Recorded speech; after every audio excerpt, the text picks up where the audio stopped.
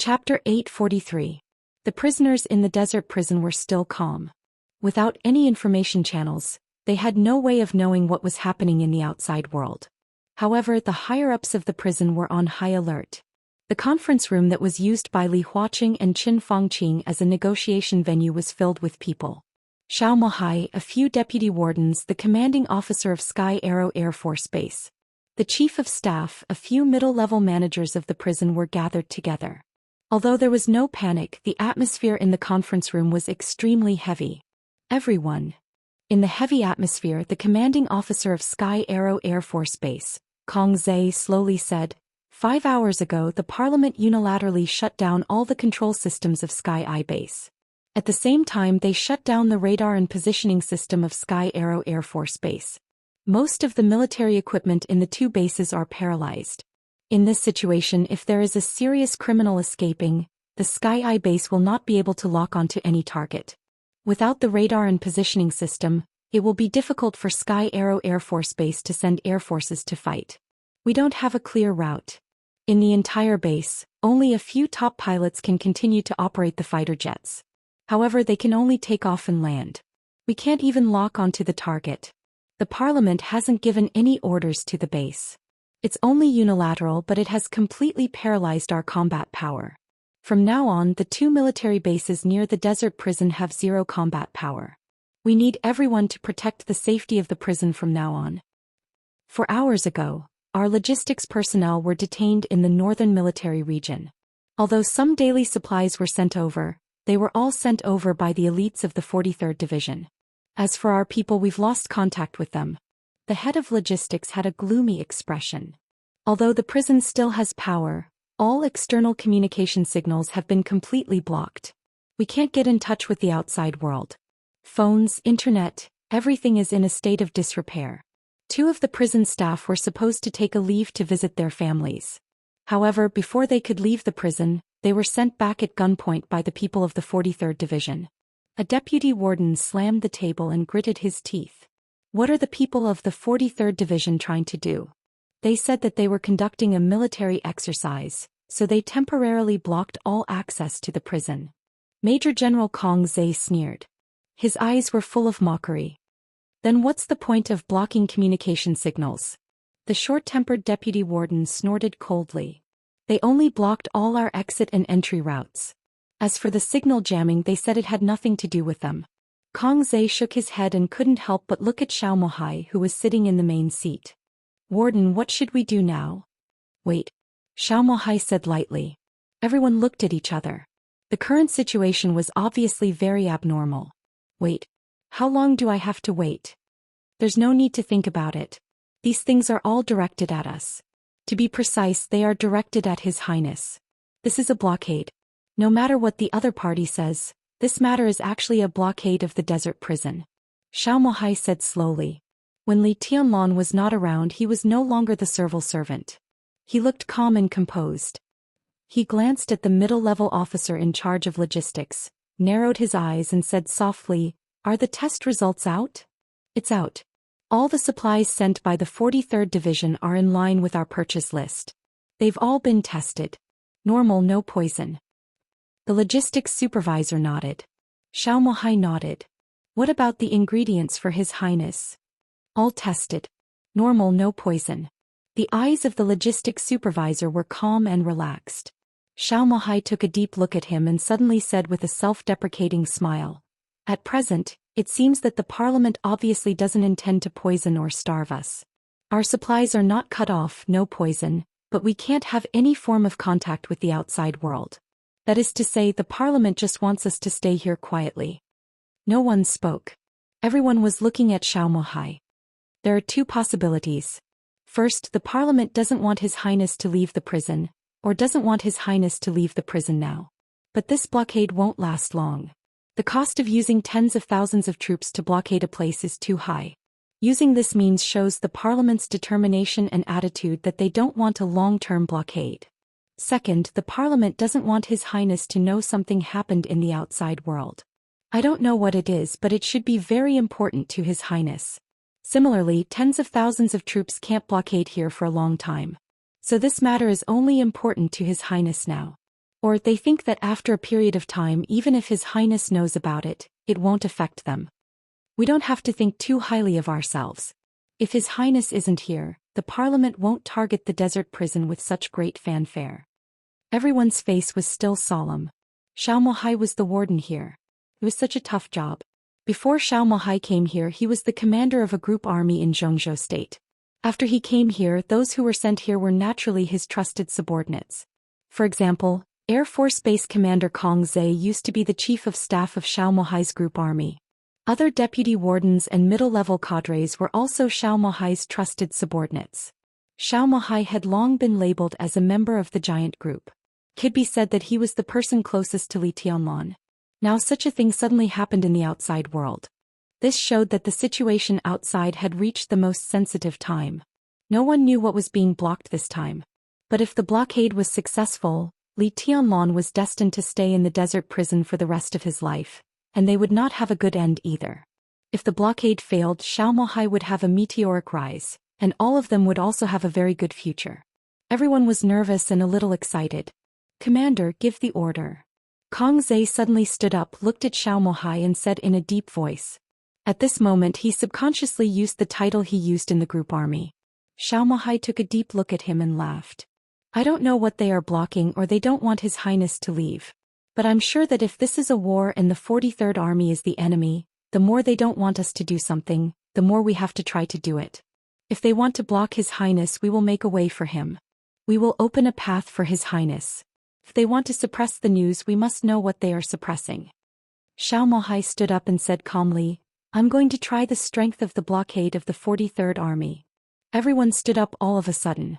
Was Xiao Mohai going to break out of the blockade alone and see outside? "Commander." A deputy warden was silent for a while and said carefully, "Although we can't see His Highness now, should we tell Madam about this?" Xiao Mohai looked down at his watch and shook his head. "Madam is still resting, no." The door of the conference room. It was suddenly pushed open. Xiao Qing, who was like a beautiful scenery in the prison, trotted in and shouted, "Dad, Madam wants you to go to her now." Xiao Mohai's body stopped, and then he turned and walked out of the conference room without hesitation. Everyone in the conference room looked at each other and finally sat down. Xiao Mohai came to Li Tianlan and Qin Weibai's dormitory as fast as he could. After getting up, Qin Weibai, who was neatly dressed, had already had breakfast. She was sitting in a chair and flipping through a thick notebook in her hand. "Madam." Xiao Mohai's voice was respectful, and he wanted to say something but stopped on second thought. "What happened?" Qin Weibai glanced at him and said quietly, "The internet suddenly can't be used." "Not only the internet." Xiao Mohai smiled bitterly. "All the communication equipment can't be used. The 43rd Army blocked all the passages to and from the prison at the same time. At present, the desert prison has been completely isolated. We can't contact the outside world, and the outside world can't contact us either." Qin Weibai's hand that was flipping through the notebook suddenly stopped, and she was silent for a long time. "Something happened to Yuetong." After a long time she said slowly, "Either the Wang family of Beihai knows about Yuetong, or..." She shook her head slightly and said in a slightly heavier voice, "What a fool." Xiao Mohai thought that Qin Weibai was scolding him, so he bent down subconsciously and whispered, "Yes, yes, Madam, I'm going to..." "What are you going to do?" Qin Weibai glanced at him. "I'm not talking about you. I'm talking about the person who plans to deal with Yuetong." "What a fool." Xiao Mohai thought of the negotiation between Li Tianlan and Wang Xingxiao some time ago, and vaguely seemed to understand something. If the blockade of the desert prison was to prevent His Highness from cooperating with the Wang family of Beihai, then who personally ordered the blockade of the prison? The president? Or the prime minister? Xiao Mohai was a little nervous, but then he became determined. "What are you thinking about?" Qin Weibai asked calmly. "Madam, their blockade is too hasty. We don't know what's going on outside, and we don't know the specific reason why they suddenly blockade the prison. This is too passive. I think we should take advantage of the time when their blockade is not strict to break out. At least we can get some information." Xiao Mohai whispered, "I want to go and have a look." Qin Weibai raised her head, looked at Xiao Mohai seriously and asked, "Do you know the consequences of doing this?" Xiao Mohai was stunned and said blankly, "I haven't thought about it. Once you fail to break out, you will be 100% accused of treason, and then you may not come back." Qin Weibai said lightly, Xiao Mohai was silent for a long time and then said sullenly, "At least it's better than doing nothing." Qin Weibai lowered her head, looked at the notebook in her hand and said softly, "It's okay." Xiao Mohai narrowed his eyes and did not speak. Qin Weibai did not speak either. Her eyes were fixed on the page of the notebook, on the last paragraph of the page. In October of the same year, Jiang Qiansong and his brothers died in South Africa, and the legend of Qin disappeared. In February of the next year, the East Emperor's guards came out and killed 3 invincible realm experts, shocking the world.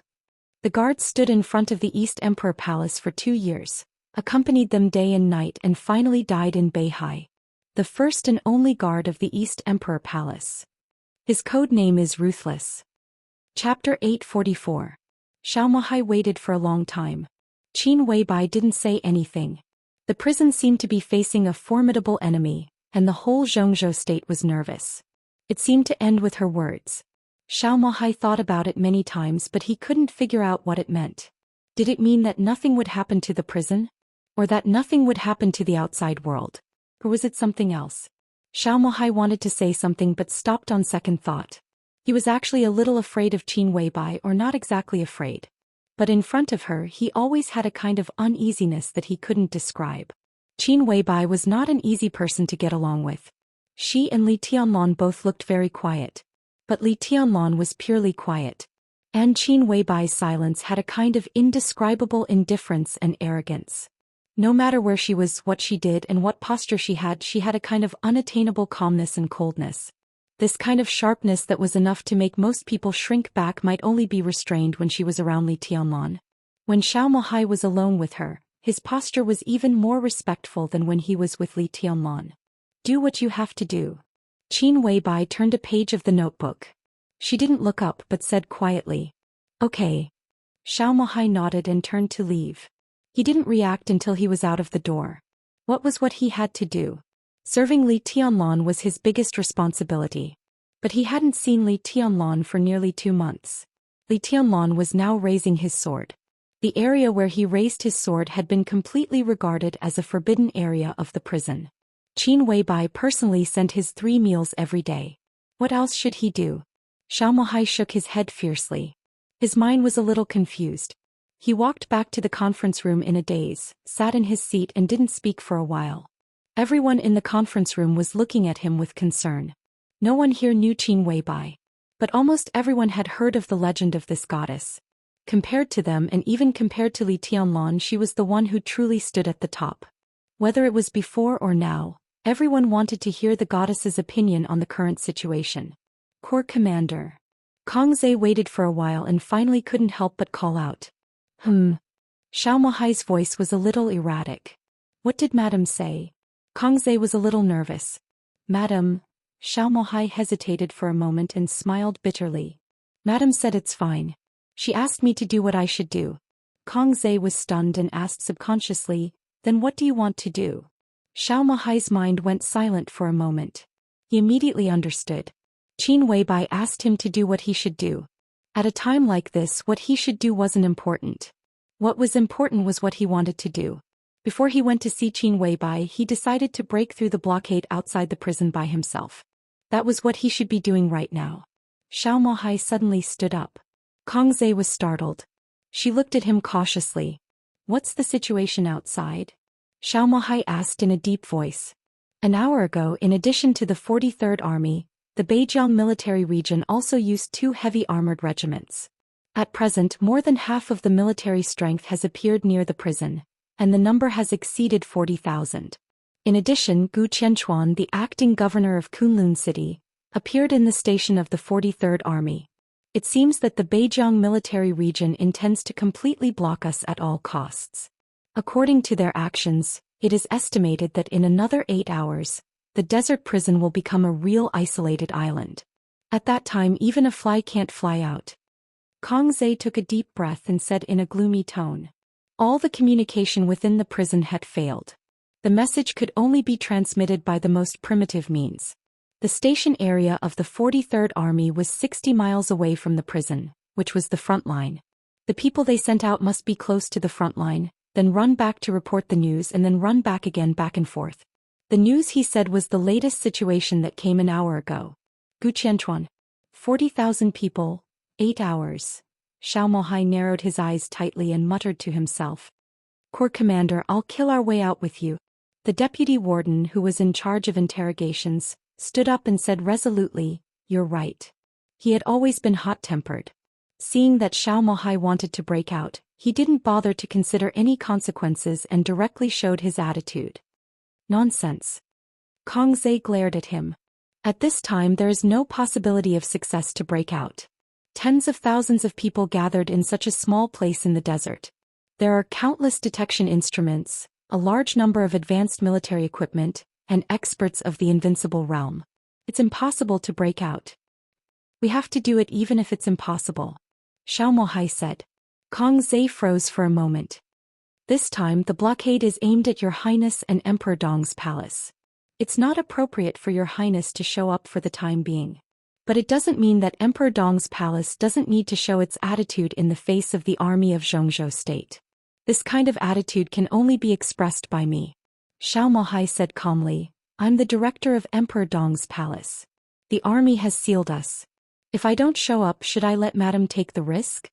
His Highness and his wife built the current Emperor Dong's palace together. We have all kinds of reputations in the outside world, but we never shrink back. We are cowards who bully the weak and fear the strong. We don't have such a reputation now, and we can't have it in the future. But Kong Zhe was a little annoyed. But it's Zhou state that seals us. Zhou state, Emperor Dong's palace, Li Tianlan. No one would think that the three were not one. Toughness, madness and overbearingness were all external. But Zhou state was still one of them. Yes, it's Zhou state that seals us. Xiao Mohai said meaningfully. Kong Zhe froze and took a deep look at Xiao Mohai. At this moment, no one could understand Xiao Mohai's meaning except for him. From this moment on, the most bitter lieutenant general in Zhou state seemed to have completely unloaded all his identities in Zhou state and completely stood in the position of the director of Emperor Dong's palace. Corps Commander, we can't be sure of His Highness's attitude. Kong Zhe became serious and said slowly. I can be sure. Xiao Mohai smiled and whispered, I remember when His Highness was in Eastern Europe 2 years ago, he once said something to Sword Emperor. Kong Zhe was a little confused. At that time, Li Tianlan was still the youngest marshal in Zhou state. His every move and every word was the focus of attention. Many sensitive topics would also be recorded, but they could only be viewed with certain authority. After all, Xiao Mohai was a lieutenant general and he had enough authority. The words and deeds of some people that needed his authority to see were often sensitive. Maybe many years later, a certain person or a certain sentence would appear in the history of Zhou state. What is it? Kong Zhe asked. Xiao Mohai took a deep breath. A tiny but incomparably sharp electric arc curled around his body, faintly discernible. He had not fought with others for many years, but he was forcibly recovering. His body was straight and his fighting intent was rising little by little. In the subtle light of the arc he looked extremely determined. If Zhou state doesn't let me down, I won't let Zhou state down. Xiao Mohai said lightly, whether it's His Highness or Emperor Dong's palace, or even everyone, it should be the same. Li Tianlan said this in Eastern Europe, but until now no one had asked Li Tianlan what would happen if Zhou state failed him. What was sacred, lofty, worthy of love, and worthy of everything in everyone's eyes would not be let down. So this question was meaningless. When that day came there were only choices. Just like Xiao Mohai's choice now. It represented the choice of Emperor Dong's palace. Outside the prison, the morning sun rose high in the sky. Under the scorching sun, thousands of miles of yellow sand could be seen. An incomparably dazzling lightning rushed out of the gate of the desert prison and rushed to the front line 60 miles away. It moved forward with indomitable will. Chapter 845. Qin Weibai stood in front of the window, quietly watching the bolt of lightning that rushed out of the prison gate disappear from sight. Then countless people in the prison were busy. A few technicians went to the Sky Eye base trying to restart the weapon system there. This fully automatic weapon system was set up in the desert, so the firepower was extremely violent. Even an expert at the peak of the invincible realm couldn't survive such dense firepower. As long as they broke through the remote blockade of Zhou state and reactivated the system, they at least had a bargaining chip with the 43rd Army. Kong Zhe returned to the Sky Eye base, planning to restore the combat effectiveness of the Air Force as much as possible in the most primitive way. The others were still in the conference room, discussing how to deal with the current situation. In any case, everyone in the prison was already on the same boat with Li Tianlan. If Li Tianlan didn't come out for the time being, they had to do their best to try to solve the current problem. Qin Weibai turned back to the table and poured herself a glass of water. Her perfect and delicate face looked quiet and soft, without any tension or solemnity. The army was gathering dozens of miles away. The blockade had been fully spread out in the desert. But it was just a blockade. What Qin Fangqing wanted most was Beihai. At this time he couldn't kill Li Tianlan. He couldn't kill him and he didn't dare to. Killing Li Tianlan and destroying Beihai meant a full-scale war in Zhongzhou state. That was a real war.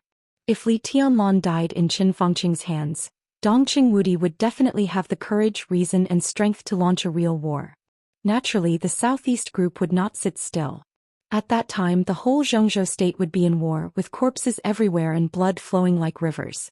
Zhongzhou state's international status would plummet. Even if Qin Fangqing was really crazy, he wouldn't take such a risk. So even if he knew that the giant group was cooperating with the Southeast group, their main target was still the Southeast group, so that Dongqing Wudi wouldn't be completely stimulated. Qin Fangqing didn't dare to hurt Li Tianlan. He knew that, and so did Qin Weibai. So now he could only completely block the desert prison and then concentrate on Beihai. In this way, the possibility of Qin Fangqing blocking the prison was easy to speculate. Either Qin Fangqing made up his mind to wipe out Beihai once and for all, or something happened in the outside world that would make Li Tianlan cooperate with Beihai. The former was unlikely because there was not enough time. The latter could only be because of Wang Yuetong. Qin Fangqing tried his best to prevent the news about Wang Yuetong from being passed to Beihai prison. That was why tens of thousands of soldiers had marched over, cut off communications and cut off the base's weapon systems. However, Qin Weibai still felt that Qin Fangqing was very stupid. From her position, she would not look up to the leader of a country. Qin Fangqing's actions this time were really stupid. Or rather, it could be said that his mentality was unbalanced and he didn't consider it thoroughly. He might not know many things, but at the very least he should know that she was the clan leader of the Lin clan now and they were locked in prison together. Could it be that the other party had really disregarded everything? Qin Weibai took a sip of water in silence and took the flower that Li Tianlan had given her from her hair. The flower formed by the sword qi was vivid and translucent, but it looked lifeless. More than a month ago, Li Tianlan's sword energy had completely died down. He cut off all contact with the outside world. Even though Qin Weibai sent him 3 meals a day, she always left them at the door. Not to mention seeing Li Tianlan most of the time, the food she sent to him was brought back untouched. No one knew how Li Tianlan was doing now. Li Tianlan's room was now like a black hole and no one dared to go in. Qin Weibai silently observed the flower in her hand. At the core of the flower, there was still a trace of sword intent that was so subtle that it almost didn't exist flowing, so it stabilized the shape of the flower. However, this trace of sword intent could not allow Qin Weibai to communicate with Li Tianlan at all. Even she did not know how Li Tianlan was raising the sword.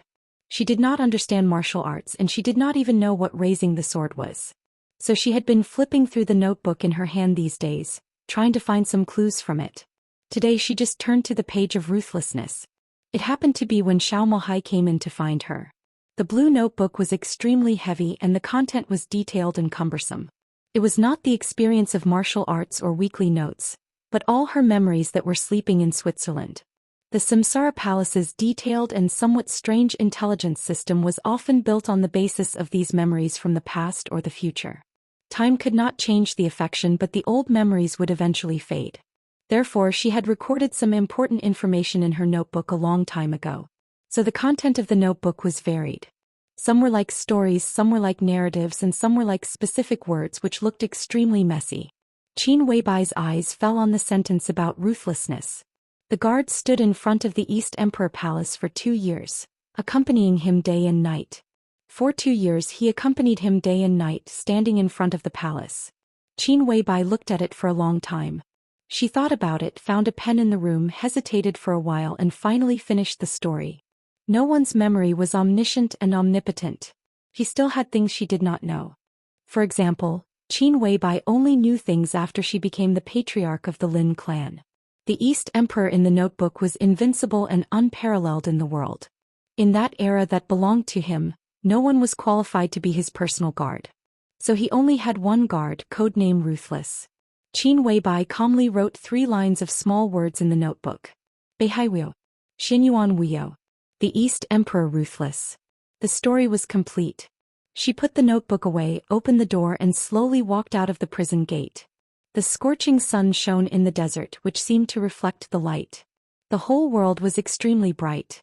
Qin Weibai, wearing a white casual shirt and white wide-legged pants, walked in the yellow sand.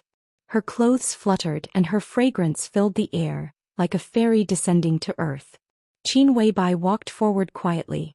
She walked in a straight line for about 10 miles. The sun was hot and a fine layer of sweat appeared on her forehead. She raised her hand to wipe the sweat, and gently picked the sword energy flower Li Tianlong gave her. Her black hair fluttered with the white clothes. Qin Weibai squatted down, inserted the flower in her hand into the yellow sand under her feet and whispered, "When will you come?" When noon was approaching, the helicopter from Yuzhou flew over Xianyuan City and finally landed slowly in front of the City Hall building of Xianyuan City. This was the youngest city in Tianan, but it had a completely different atmosphere from the other cities. There were flower beds, fountains, clean and tidy stone roads and green grass. People were coming and going in front of the city hall, but there was a faint sense of order. Overall, there was not the slightest bit of noise. Instead, it was somewhat quiet. Ning Qianqing's back was to the white building of the city hall. Watching the helicopter land, he walked a few steps quickly and smiled softly. "Welcome to Xianyuan City, Marshal Yi." Yi Dongxing, who walked out of the helicopter, shook hands with Ning Qianqing warmly.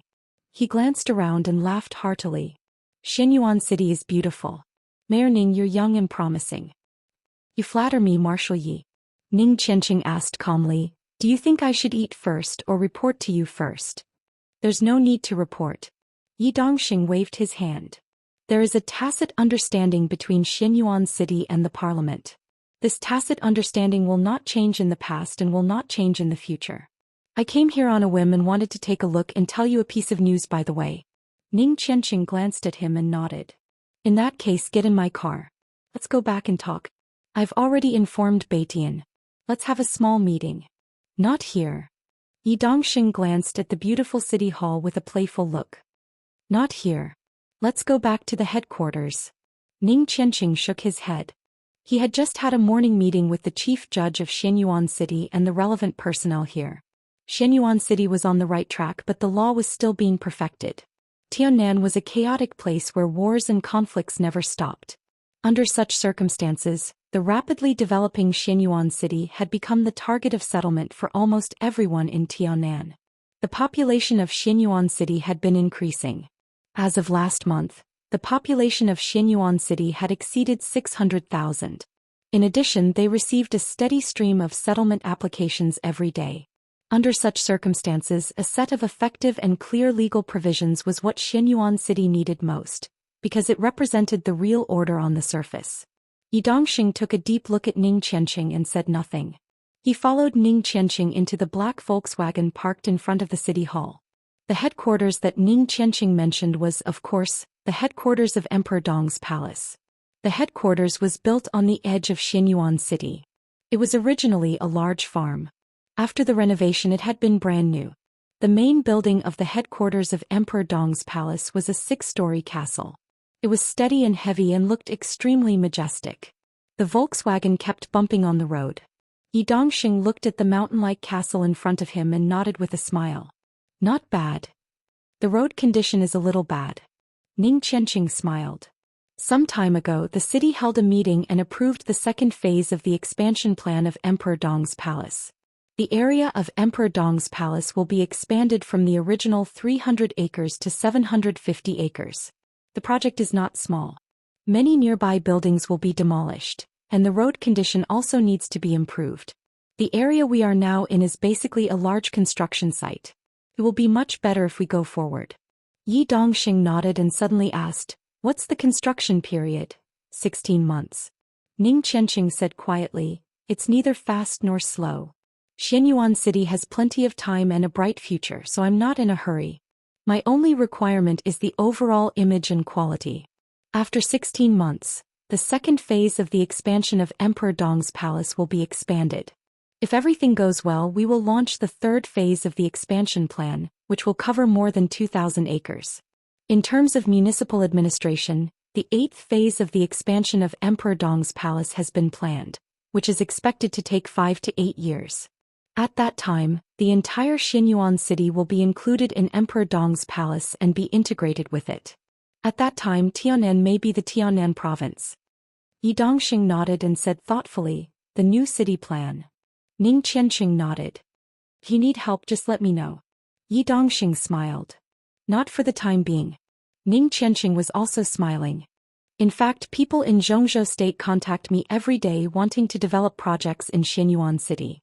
In this regard, I have set up a city construction department. We welcome foreign investment, but only if it is in line with the urban construction and future plan of Xianyuan city, the scale of Emperor Dong's palace, environmental protection, transportation, industrial chain, etc. Xianyuan city has just started, so everything is just a rough idea. We can't focus on the present but on the long term. We have to consider what will happen decades or even centuries later. Emperor Dong's palace won't fall. What we do today should be a fortune in the future instead of a burden for future generations. Specifically speaking, whether it's Emperor Dong's palace or me, what we want is very simple, and that's order. Ning Qianqing's voice was steady and clear, but there was a kind of indescribable spirit between the lines. Yi Dongxing looked at him quietly, feeling a little emotional.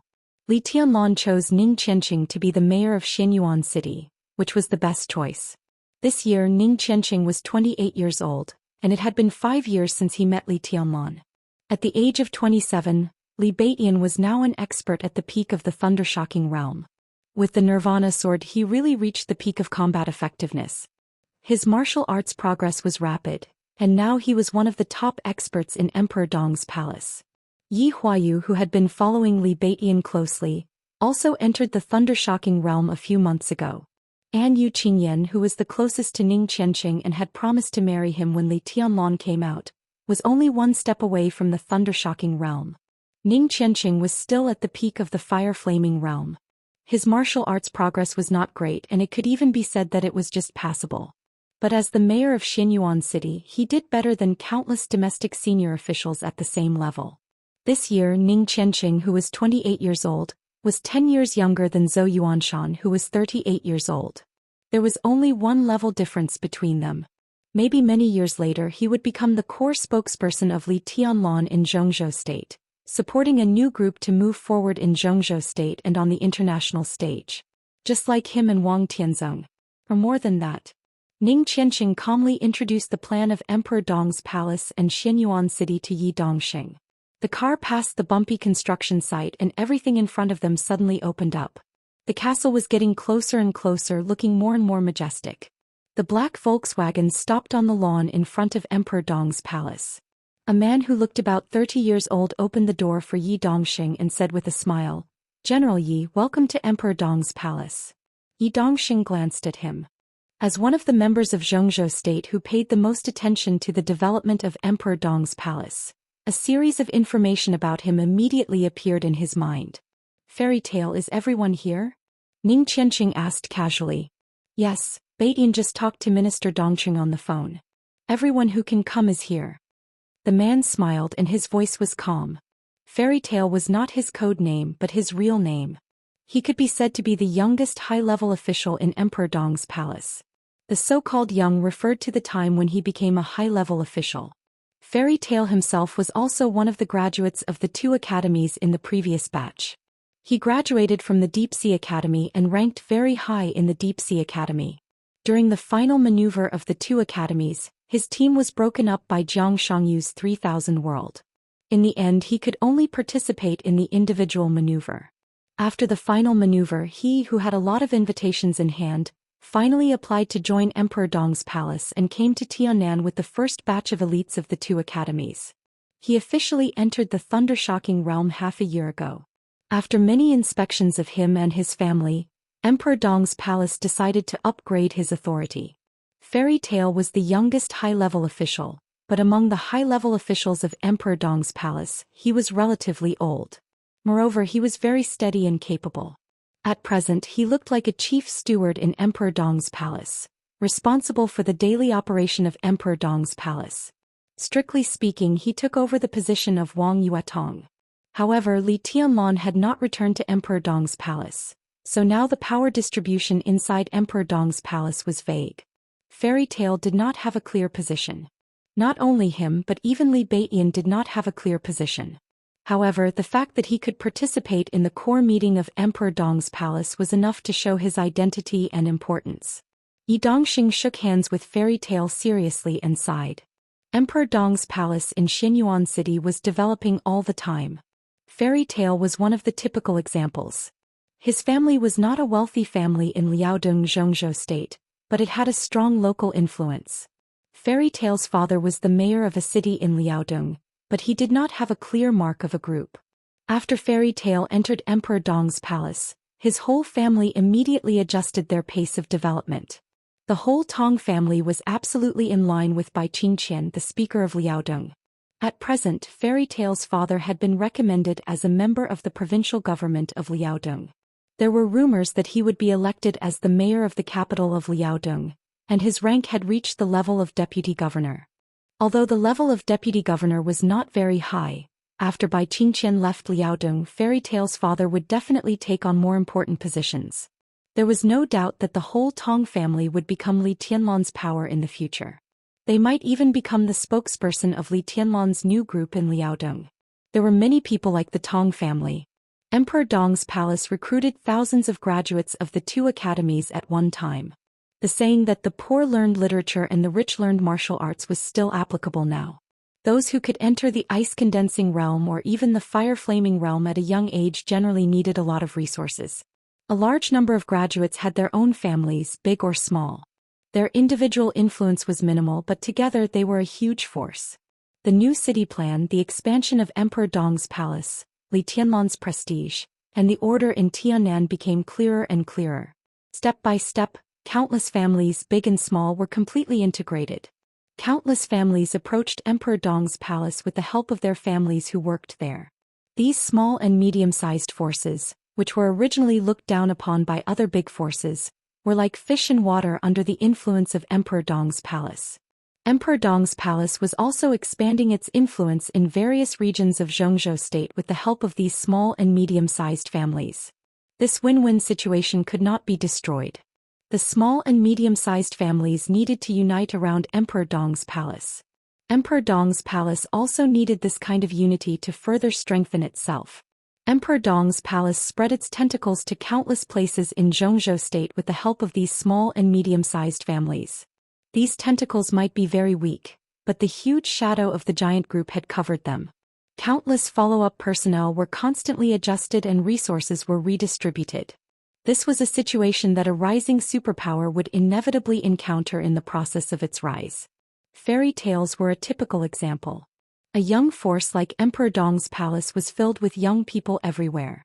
No one could say for sure if the unknown young man and the unknown family behind him would eventually reach the real peak and become the main component of a superforce. Most importantly, next year, this year's graduates of the two academies would graduate again. Emperor Dong's palace and Xianyuan City, which were just starting to be vigorous, were the forces that many students wanted to join. In this sensitive period, if everything went well, Li Tianlan's position in Zhongzhou State would become more important.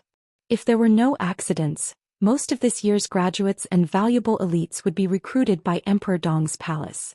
This kind of explosive development was enough to make everyone tremble in fear. Yi Dongxing walked into the castle thoughtfully. The inside of the castle was huge and magnificent. The castle had 6 floors and thousands of rooms. The main body of Emperor Dong's palace was running effectively inside. Yi Dongxing quietly watched the people coming and going in front of him. He could even clearly feel the rigor and efficiency.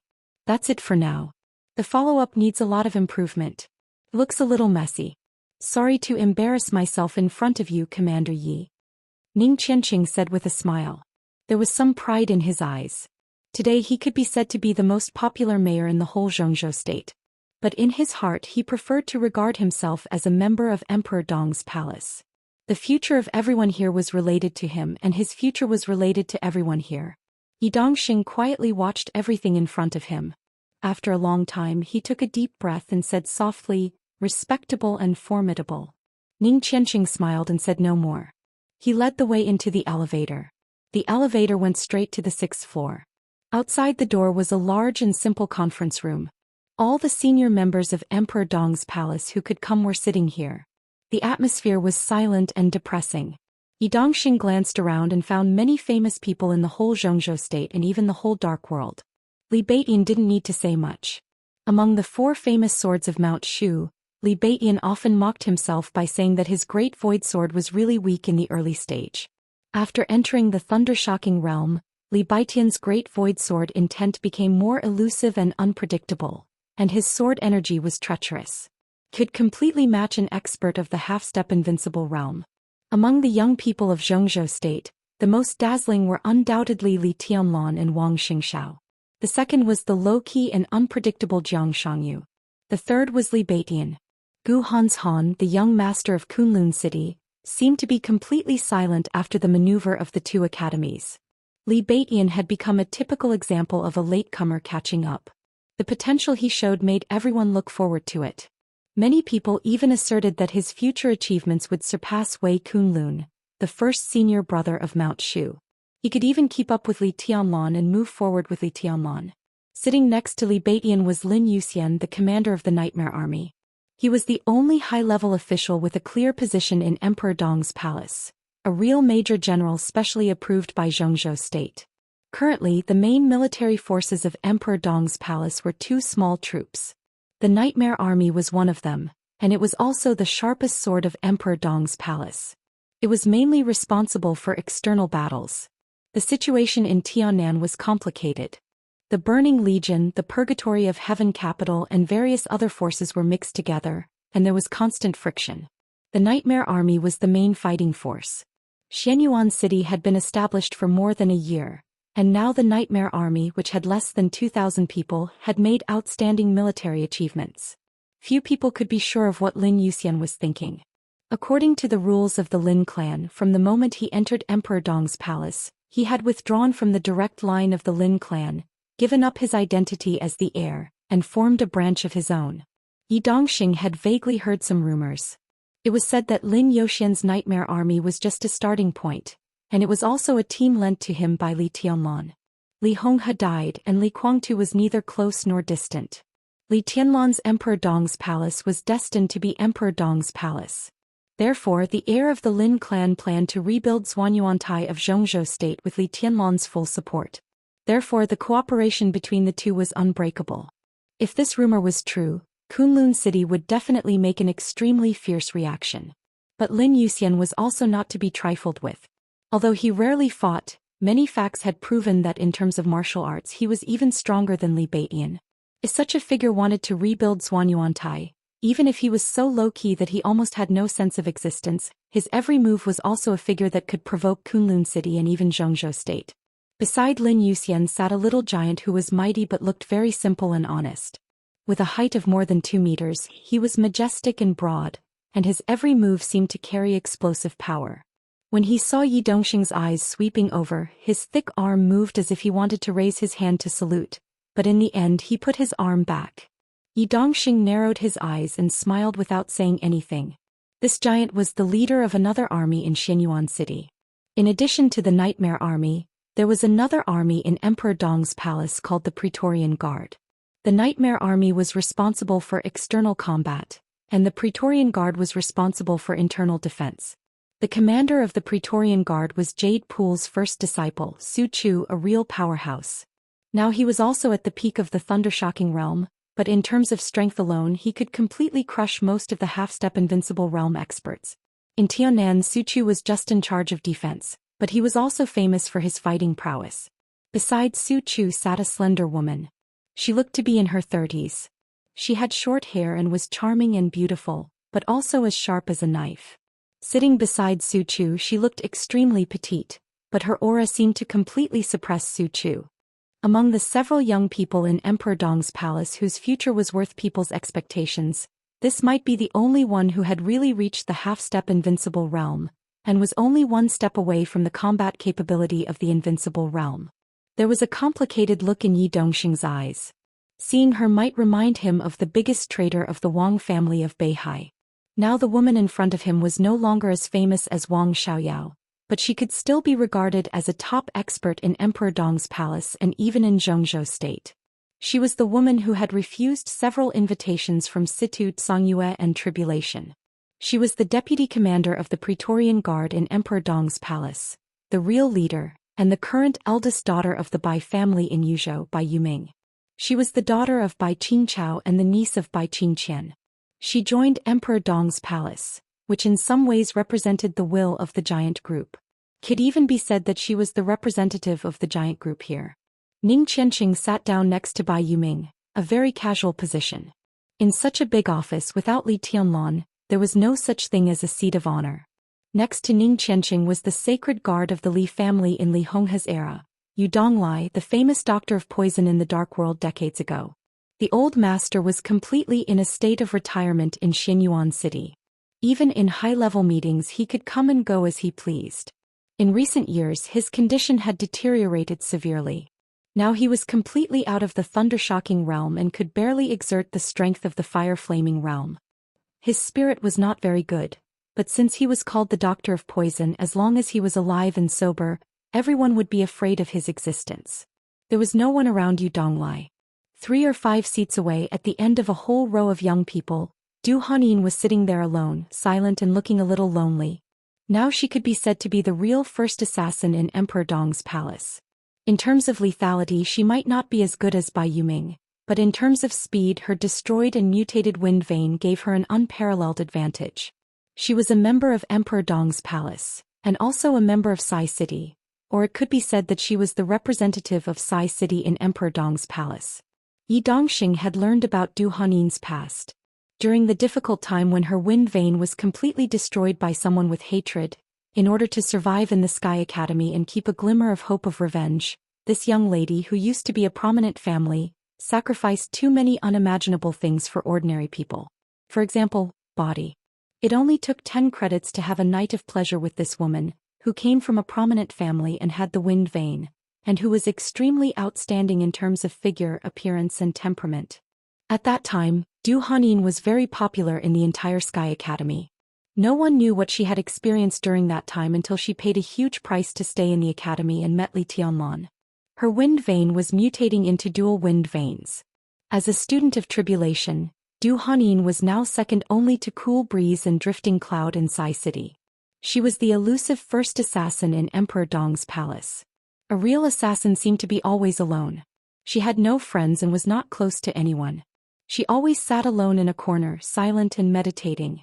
Yi Dongxing glanced at Du Hanyin thoughtfully. No one knew what he thought of. His eyes flickered and finally he shook his head. The young high-level officials sat in a row. Sitting opposite several young people at the long conference table were Eagle King Tianyin and other old people of the Li family. Some of them came from the purgatory of Heaven capital. It was a betrayal but a return. This group of old people only recognized Li Honghe. After Li Honghe died they only recognized Li Tianlan. Could be said that they were absolutely loyal. Compared with the young people they were more experienced and steadier, and could cope with all kinds of situations more calmly. The replacement of the old and the new formed the high-level structure of Emperor Dong's palace today. Yi Dongxing saw everything clearly. Although he already had the information of these people in his mind, after seeing them with his own eyes, he could not help but feel a little scared. Lin Yuxian, Li Beiyan, Su Chu, Bai Yuming, Ning Qianqing, Du Hanyin. What a luxurious lineup. Among these people except for Ning Qianqing, everyone had the hope of breaking through to the invincible realm. Lin Yuxian and Li Beiyan would have no problem breaking through to the invincible realm. The only thing they needed was time. Su Chu, Bai Yuming and Du Hanyin might not be as good, but everyone's future goal was at least the peak of the invincible realm. And Li Tianlan. And Dongqing Rushi, who was still in a coma. If Tribulation, who was seriously injured, and Situ Sangyu, Yi Dongxing's mouth could not help but twitch. He suddenly found that although Emperor Dong's palace still needed time so far, it had grown to a point where everyone had to face it seriously. For the current Wang family of Beihai, without Wang Tianzong, Emperor Dong's palace was qualified to be the opponent of the Wang family of Beihai. And Emperor Dong's palace was still growing and strengthening. Their leader was very young and so was the new generation of high-level officials. Moreover, they had the absolute cohesion and strong aggressiveness common to new forces. As long as Li Tianlan was still there, as long as Emperor Dong's palace was still there was no need to care whether Emperor Dong's palace was the most powerful or not. Because as long as it was there, it would continuously attract all kinds of talents to take root in Xianyuan City. The new city plan of Emperor Dong's palace would include the entire Xianyuan City and turn Tianan into a province with it as the core. The scene in front of him was like hundreds of years ago when Beihai was just established. It was a feeling of blood boiling. It was a feeling that the future was really in his hands and he could try to control it. Fairy Tale pulled over a chair and sat down casually. Yi Dongxing sat down slowly. After a long silence he laughed and said, "I'm full of emotions." There was obvious sigh and emotion in his voice. Everyone sitting in front of him right now, if they were fated to meet again in a few years, perhaps they would be in a different attitude. "General Yi, Emperor Dong's palace doesn't pay attention to formalities. Let's cut to the chase. What can I do for you this time? Please tell me directly." Li Baiyan looked at his colleagues around him. Seeing that they didn't mean to speak, he directly set the topic. He was a swordsman, not a politician. He was most impatient with idle chatter. In fact, the whole atmosphere of Emperor Dong's palace and Xianyuan City was like this. Even Ning Qianqing, who was in politics, was straightforward in his words and actions. He would not talk nonsense if he could. Yi Dongxing took a deep look at him, nodded and said, "Well, now you should know about the planned termination, right?" There was a moment of silence in the conference room. Everyone subconsciously narrowed their eyes. Li Baitian's eyes were a little cold. The planned termination. This was the news he just got after talking to Dongqing Wudi on the phone. He didn't expect the game to be so fierce now. Tens of thousands of troops had begun to blockade the desert prison. This was completely escalating the game into a war. Qin Fangqing was really desperate. Li Baiyan didn't know if this was stupid, but he was sure that what Qin Fangqing was doing now was absolutely unwise. If Qin Fangqing were to lose, one could imagine what would happen to him. Even if he were to succeed, it would not be a good thing for Qin Fangqing personally. His term in office was coming to an end. After he retired, it would be difficult for him to maintain a strong influence after this incident. No one was willing to be too close to such a crazy prime minister, even though his craziness was not really selfish. Yi Dongxing looked at the silent crowd quietly. After a moment of silence he said softly, "I want to know your attitude." At this time he didn't have much practical purpose in coming to Tianan. His main purpose was to demonstrate not to Xianyuan City but to the parliament. The exposure of the planned termination was bound to make the relationship between Emperor Dong's palace and Mount Dibing closer. At this time, Yi Dongxing came to Tianan to formally cooperate with Emperor Dong's palace. The news spread to the parliament. The parliament couldn't be without pressure. In this way Qin Fangqing might get less support. After all, even if he sent troops to blockade the desert prison, the others in Emperor Dong's palace were not dead.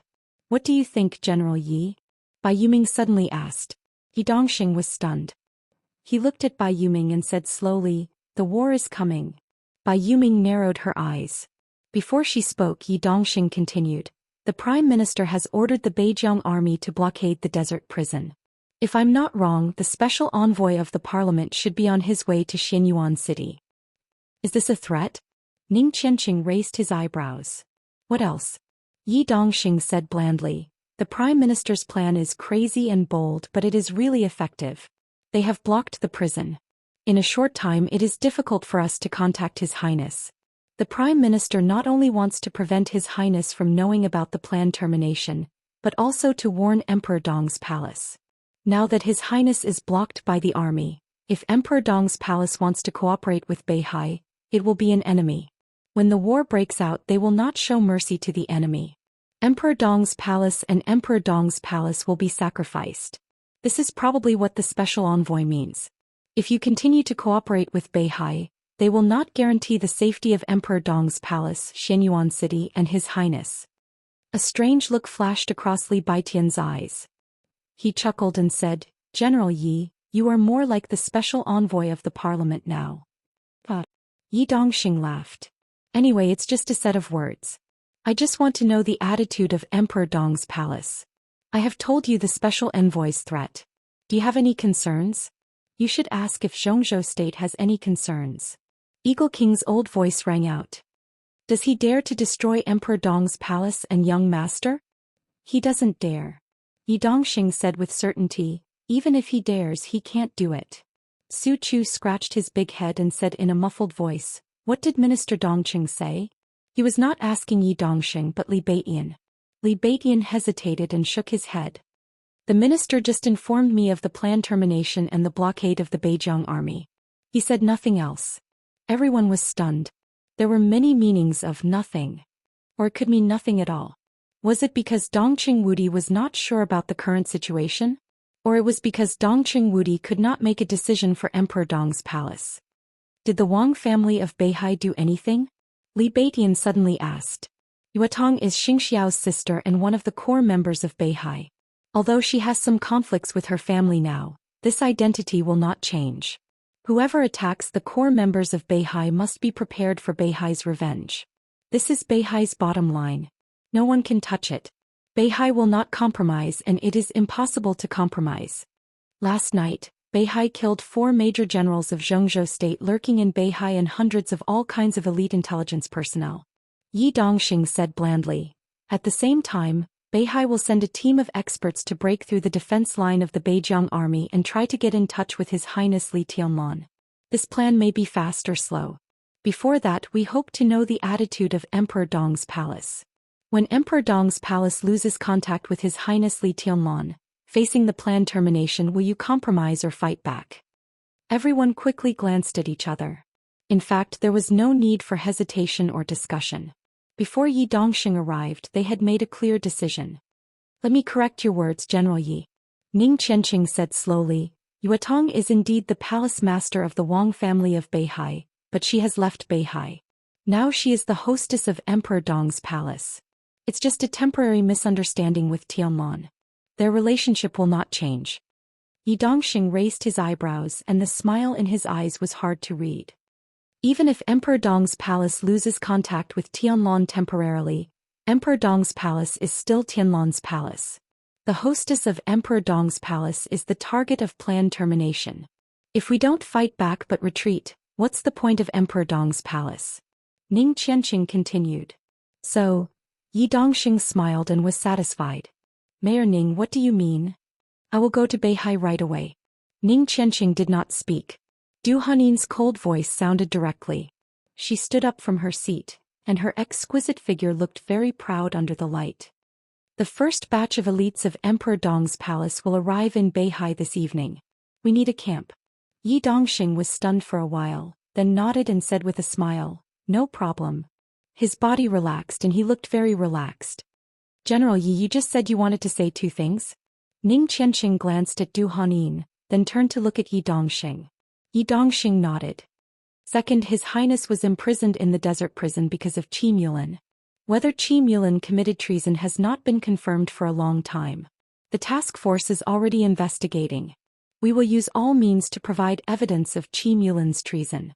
In this way, His Highness will be innocent, and the Prime Minister's imprisonment of His Highness will be even more unreasonable. You, Li Beitian frowned. Yi Dongxing said this sentence very calmly. However, he smelled a hint of true danger from it. I've already said it. We're going to fight back. Yi Dongxing said lightly. Li Beitian was slightly shocked and said softly, you have a big plan. We are just cooperating with each other for mutual benefit. If this plan succeeds, you will also gain a lot. Yi Dongxing said, what's your attitude in the desert? I'll go there. Tian Yin, who had been sitting next to Eagle King, said slowly. He returned to Emperor Dong's palace from the Purgatory of Heaven capital as soon as Xianyuan city was established. Purgatory of Heaven capital. Emperor Dong's palace. It was no longer the Li family. But the young master of the Li family who deserved his loyalty was still there. I can go there. Tian Yin said slowly, if I can succeed it will be the best. If I fail, after all, I came from the Purgatory of Heaven capital. You can also put the blame on the Purgatory of Heaven capital. Xianxia state won't believe it, but at least there will be a buffer. Qin Fangqing sealed the prison, which is equivalent to imprisoning Tianlan. When he did this, he didn't take Emperor Dong's palace seriously at all. Now we don't need any leeway. Lin Yuxian, who had been silent, suddenly said with a blank expression. General Lin, what do you mean? Yi Dongxing's eyes flashed with a tentative look. Lin Yuxian smiled lightly and said quietly, I'll go. Everyone was stunned for a moment. Lin Yuxian's calm voice sounded again, but it was like thunder in everyone's ears. Not only me but the Nightmare Army will also go north with me. There are more than 40,000 troops and there are invincible realm experts in charge. It's difficult to break through their blockade if there are fewer people. I'll lead the Nightmare Army directly to break through them. Everyone's spirits were lifted. It was not shock. It was excitement.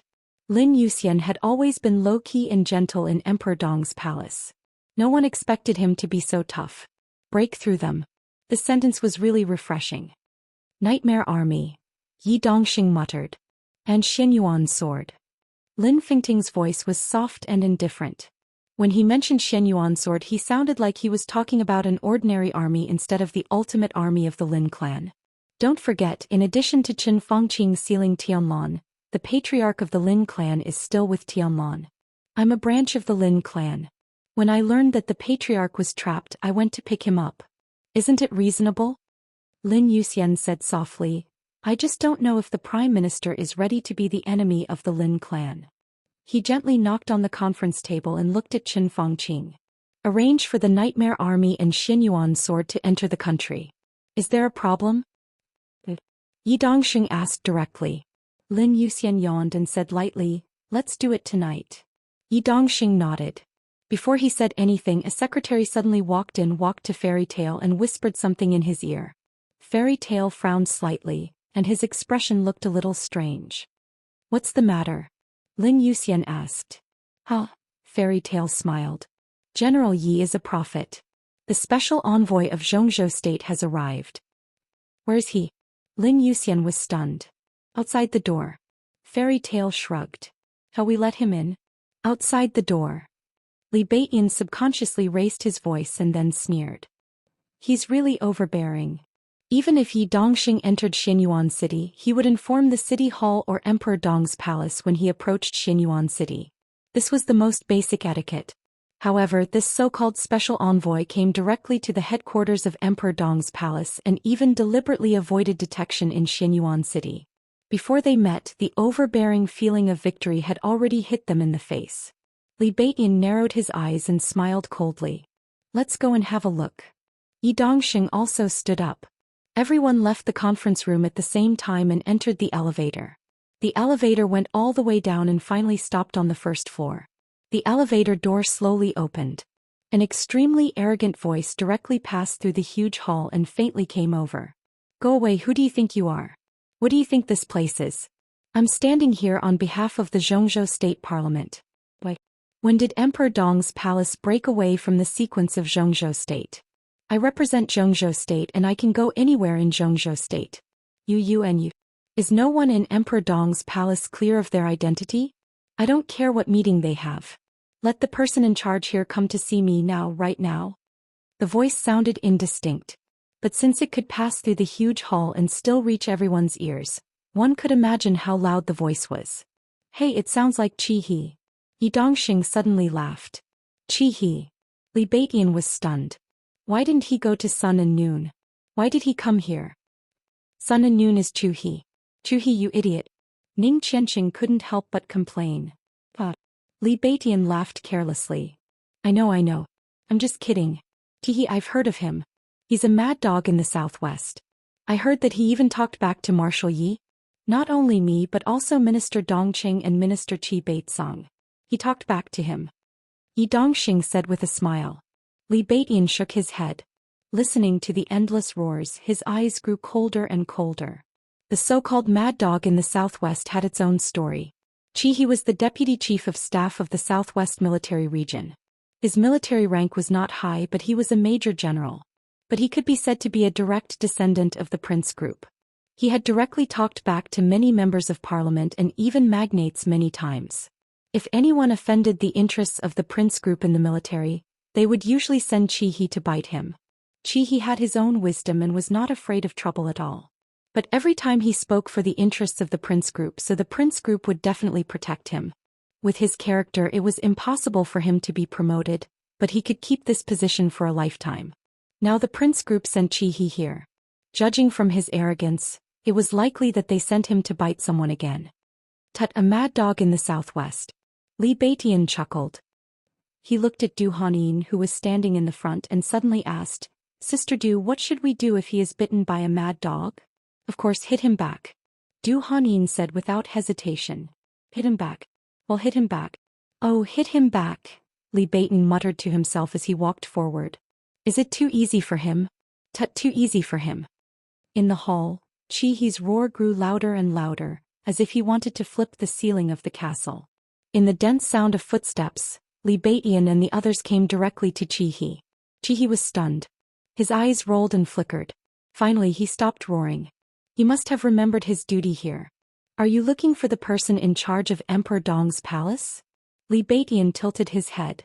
He narrowed his eyes and asked rudely, Are you the person? No, I'm not.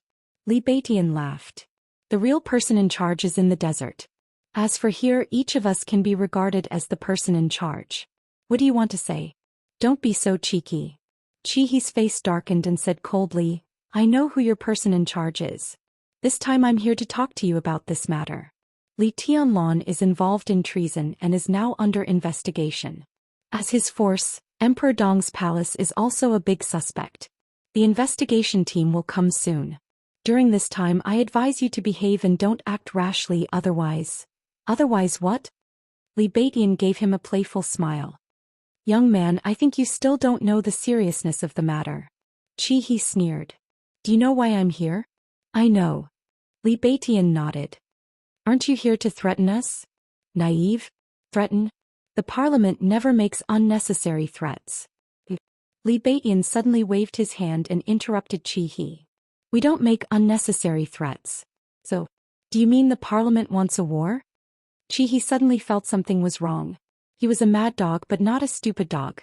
Since he could be so arrogant, he naturally had his own plans and was confident that he could calm down the atmosphere. However, he had just met Li Beitian, so he had to show his toughness so that they could have a chance to talk later. Moreover, since Li Beitian had changed the topic to this extent, how could he retreat? You don't know what's good for you. He sneered. Zhongzhou State is giving you a choice. Don't be so shameless. If you want a war, the parliament can certainly give you a war. He stared at Li Beitian. He was thinking about how to say it to ease the atmosphere. It should be enough for him to be so tough. Even if he didn't know the immensity of heaven and earth, he should know the determination and strength of Zhongzhou State. While he was thinking, Li Beitian's voice rang in his ears. Oh, then a war it is. He said casually. Du Hanyin seemed to feel a little bored. She walked to the door with her long legs. What? He couldn't believe it. He seemed to think he had heard it. Then a war it is. Right? What did it mean? What the hell did it mean? Are you talking about a... He roared again with a red face. But Li Beitian didn't let him finish. He waved his hand and said casually, Kill him. Swish. He's roar was still echoing. Du Hanyin, who passed by him, waved her hand. A sharp and thin wind blade was pulled out of the small space in an instant. The invisible wind blade suddenly cut through He's body. Blood suddenly burst out. He's whole body was cut into two pieces. His eyes were wide open and his expression was filled with fear. Then his eyes quickly dimmed. Du Hanyin, covered in blood, walked to the door and said, Take him away. Some of the nearby imperial guards who could no longer hold themselves back rushed forward, casually carrying He's corpse as they walked out. I say, Ning Qianqing looked at the blood on the ground and felt a little annoyed. Is it necessary for so many people to carry a body? Someone come and clean the ground. In any case, nothing can happen to Li Tianlong. Otherwise, you and I can't afford this responsibility. Thou hidden dragon see. The sun was shining in the winter afternoon.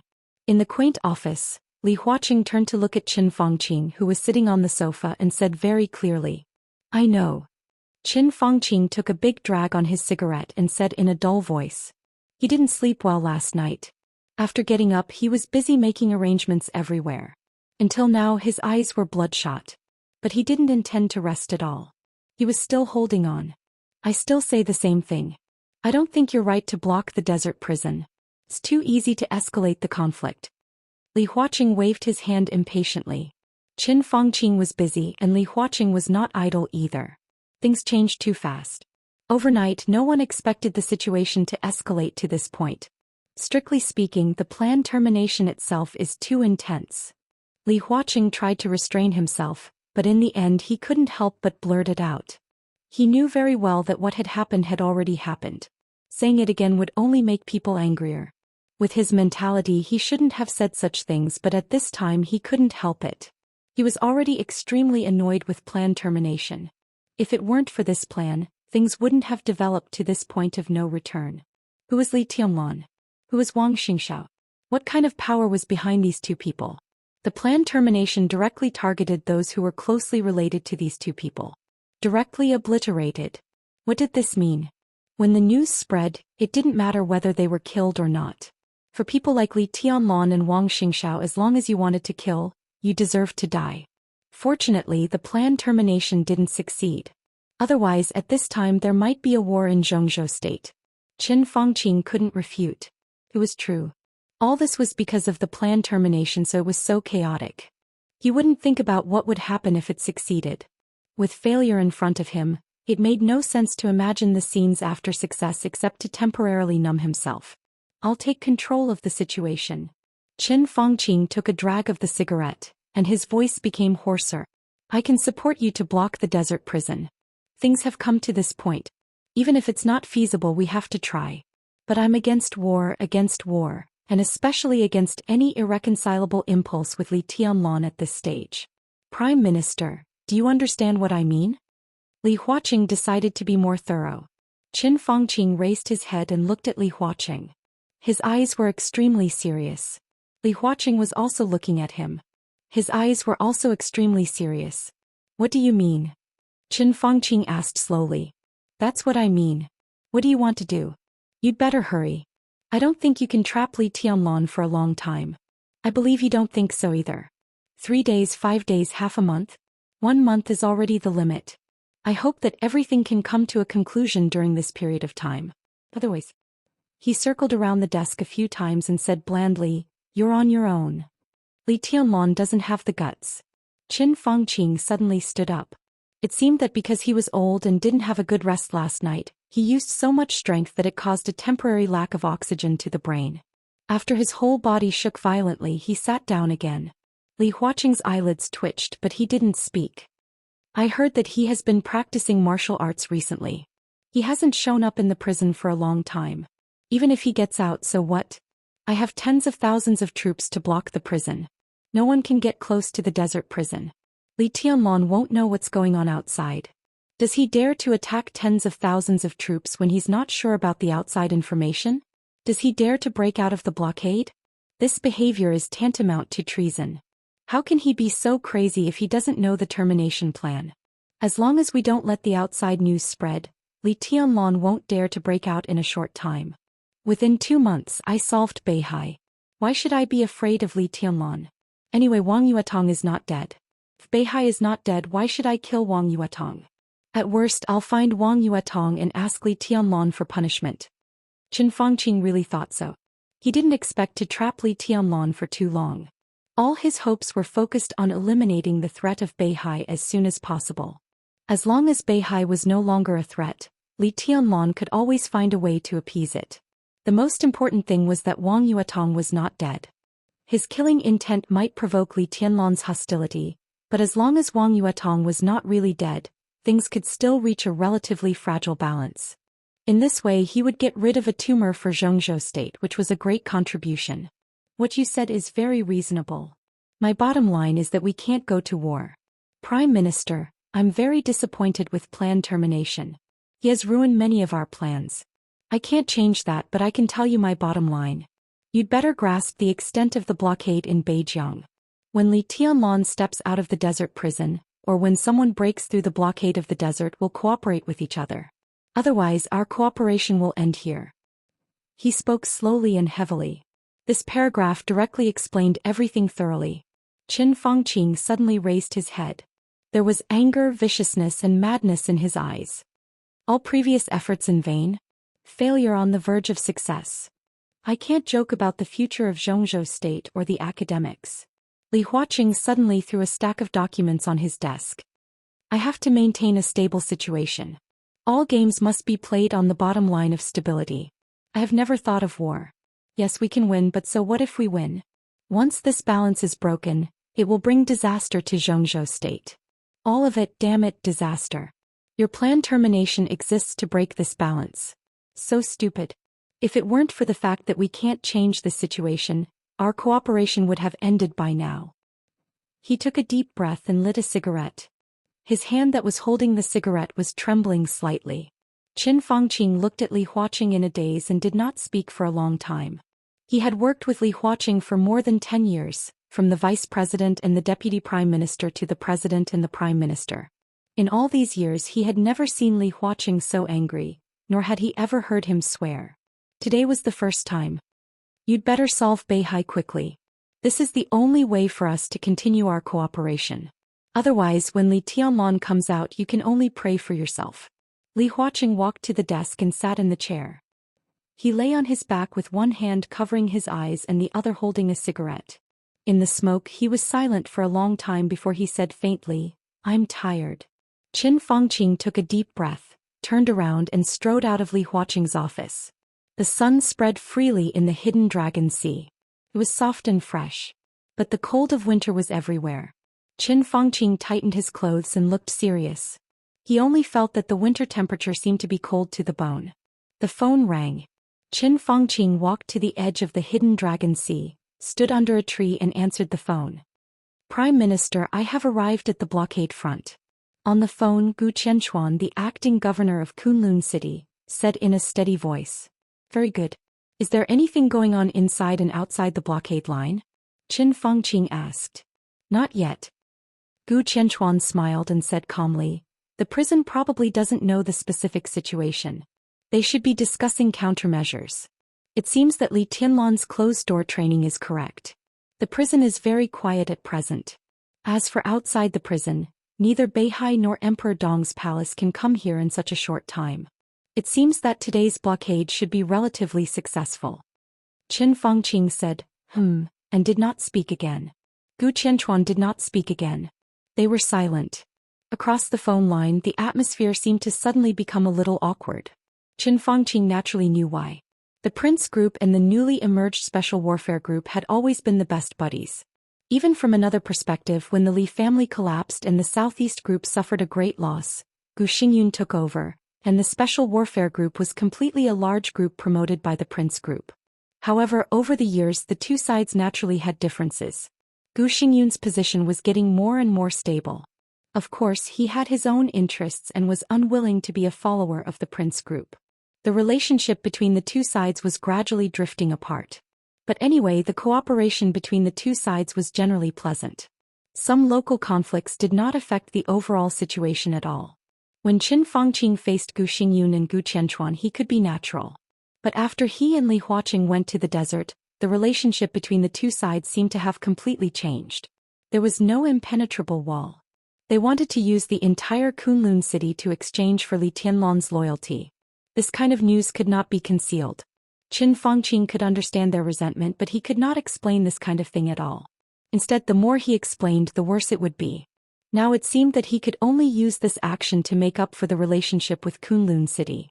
After it was hopeless to win over Li Tianlan, Kunlun City suddenly became important in Qin Fangqing's eyes. Their rise was very short, their foundation was a little weak, their strength was a little weak, and their martial arts inheritance was not the best. But anyway, the two invincible realm experts in Kunlun City were real. The Special Warfare Group could be one of the 6 group and even vaguely ranked ahead of the North Group. Naturally, it had enough strength to be worth winning over.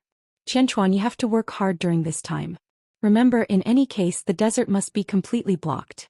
The people inside can't come out and the people outside can't go in. It must be completely blocked. Qin Fangqing said in a deep voice. Gu Qianquan said faintly, "It shouldn't be a big problem, but you should pay more attention to some people in the country."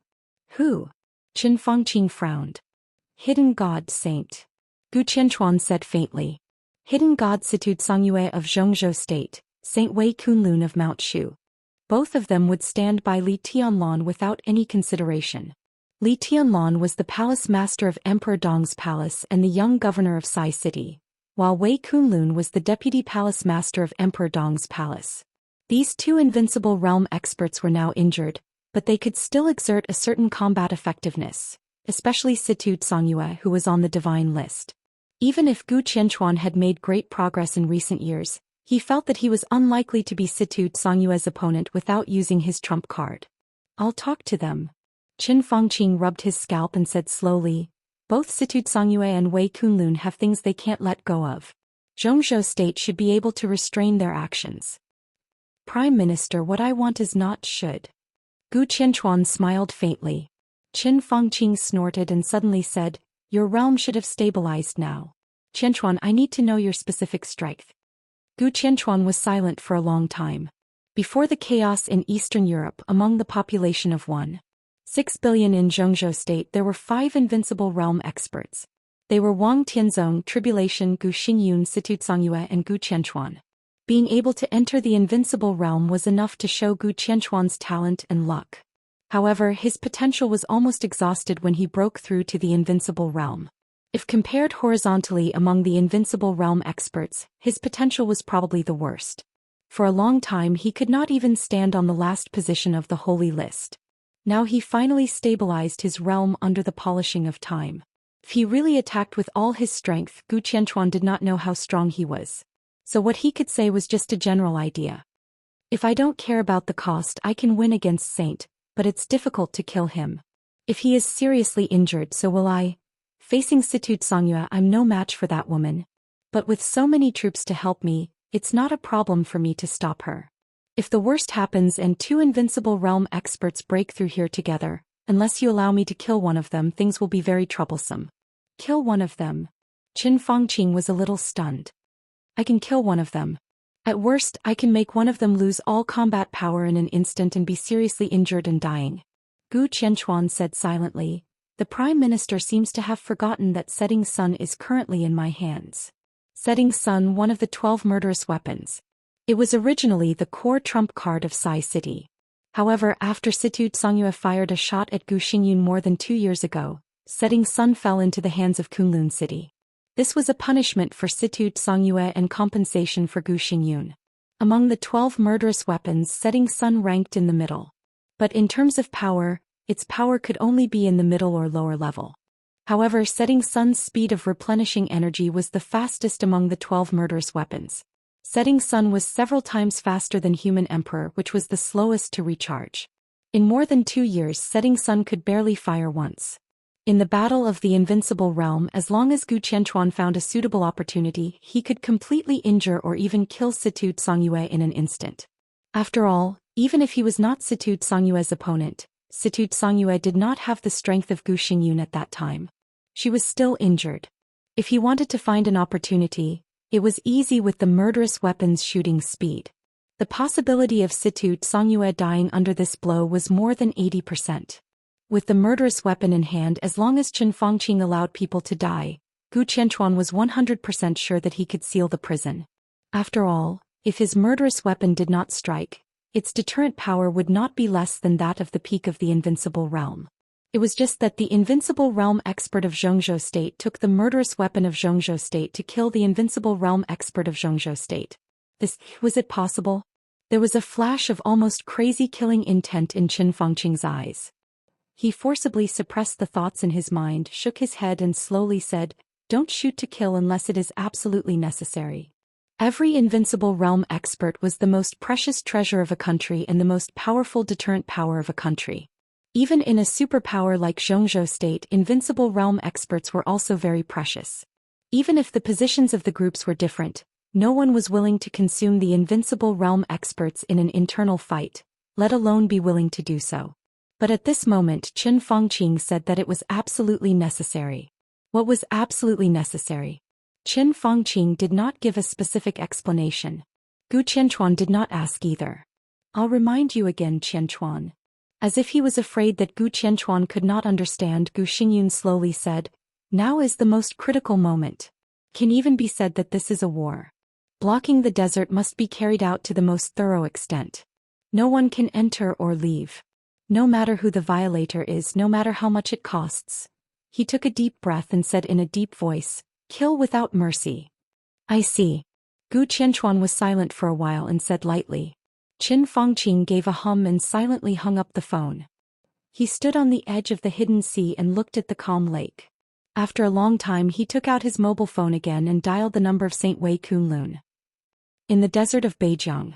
In the temporary station of the 43rd Army, Gu Qianchuan, who hung up the phone, looked at the mobile phone in his hand with a blank expression. After an unknown amount of time he suddenly began to chuckle coldly. Gu Qianchuan had never been a handsome man. According to the aesthetic standards of normal people, his appearance was even below the ordinary standards. In the past 2 years as the acting city master of Kunlun City, his body looked thinner. He was like a skeleton wrapped in skin standing in the desert. As he sneered, his whole face became distorted. His sunken eye sockets, high protruding cheekbones and mean lips were twisted. He had an indescribable cruelty and evil. First Elder. A tall and thin man who looked more like a skeleton than Gu Qianchuan, slowly came over. At the beginning, when Gu Qianchuan was the acting city master, he disliked the title of First Elder very much. He dreamed of the position of city master and thought for many years before he sat in that position. What he liked most was to be called city master or even the acting city master. However, in the past 2 years the dark world was surging. Under the great pressure, Gu Qianchuan had long lost the joy of being city master. He did not care about the title. He was even afraid to hear the title of city master now. Every time he heard these 2 words he could clearly feel a great pressure. Yes. Gu Qianchuan nodded casually. Looking at the man in front of him, he narrowed his eyes slightly and smiled. "Do you know why I brought you here?" The man shook his head honestly. The thin man, who seemed to break at a touch, was not the best in Kunlun City. His strength barely reached the thundershocking realm. No matter how bad the foundation of Kunlun City was, it was not difficult to find some people who were stronger than him. However, Gu Qianchuan brought him here. His code name was Spectre. He was the person in charge of all the torture work in Kunlun City. He was also the most cruel and most aggressive psychopath in Kunlun City. He was only in charge of the torture work. Because if nothing unexpected happens, you'll have a lot of new toys in a few days. Undead, I'm very satisfied with you, very satisfied, especially in this kind of situation. Your existence is much more important than anyone else's. Spectre stuck out his tongue and licked his lips. The picture was a little disgusting. But he had an excited expression all over his face. "Don't worry, First Elder." He grinned grimly. "I will treat every toy in my hands well." Gu Qianchuan nodded with satisfaction. Spectre was indeed a real psychopath. His torture technique was enough to make people feel what was despair and worse than death. And this was exactly what Gu Qianchuan needed. Let's wait and see who will rush out first. Will it be inside or outside? He narrowed his eyes and sat at the door of the desert tent. He was silent, like a fisherman with super patience. It's better for some big shots to come. Gu Qianchuan muttered to himself like a madman or a psychopath. I heard that Qin Weibai is also here. He comes. Well, there is no one here. It should be my toy, not yours. It should be a toy that needs to be carefully protected. If it is someone else, maybe Xiaomohai is good? There is no one in the desert prison. I don't know when the idiots from Beihai and Emperor Dong's palace will come here.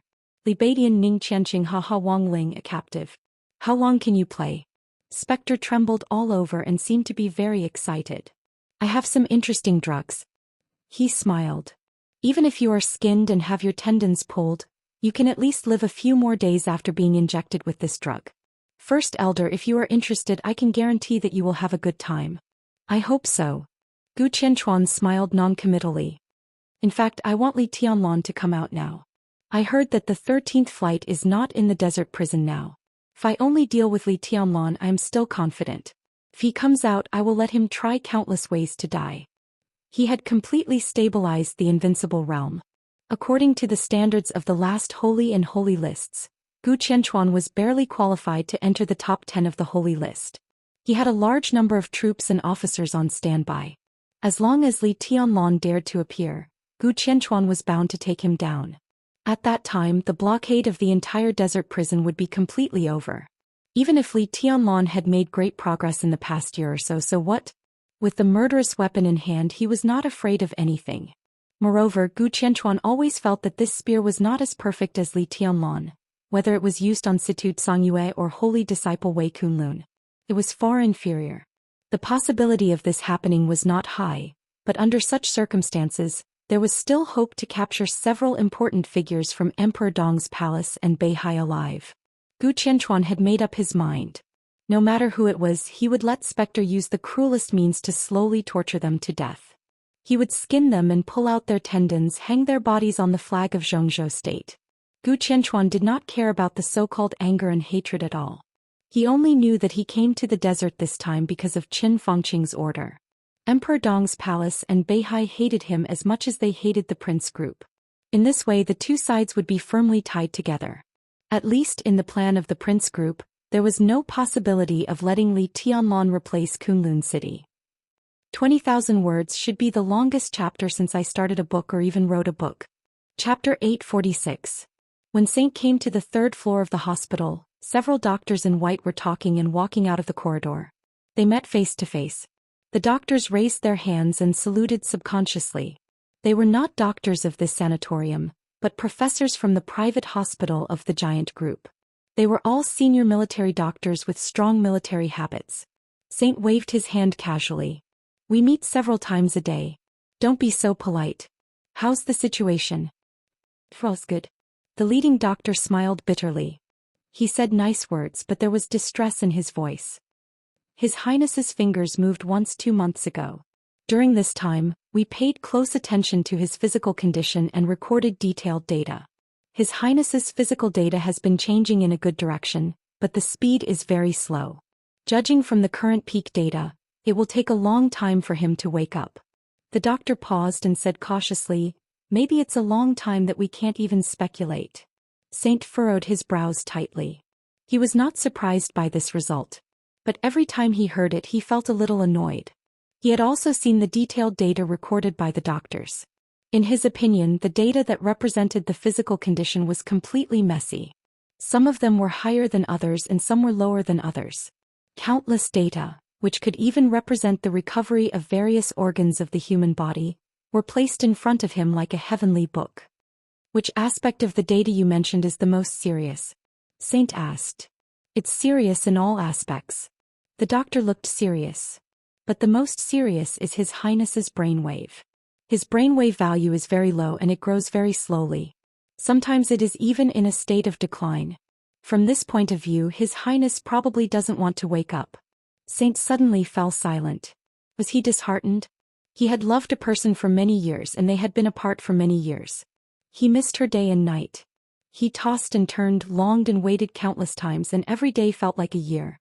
The unimaginably heavy and majestic emotion accumulated in his heart day after day, and he carried it on his back year after year. The last time they met, he watched her die in front of him, burning and turning into ashes. He didn't even say a word. What was despair? Maybe he was really desperate at that time.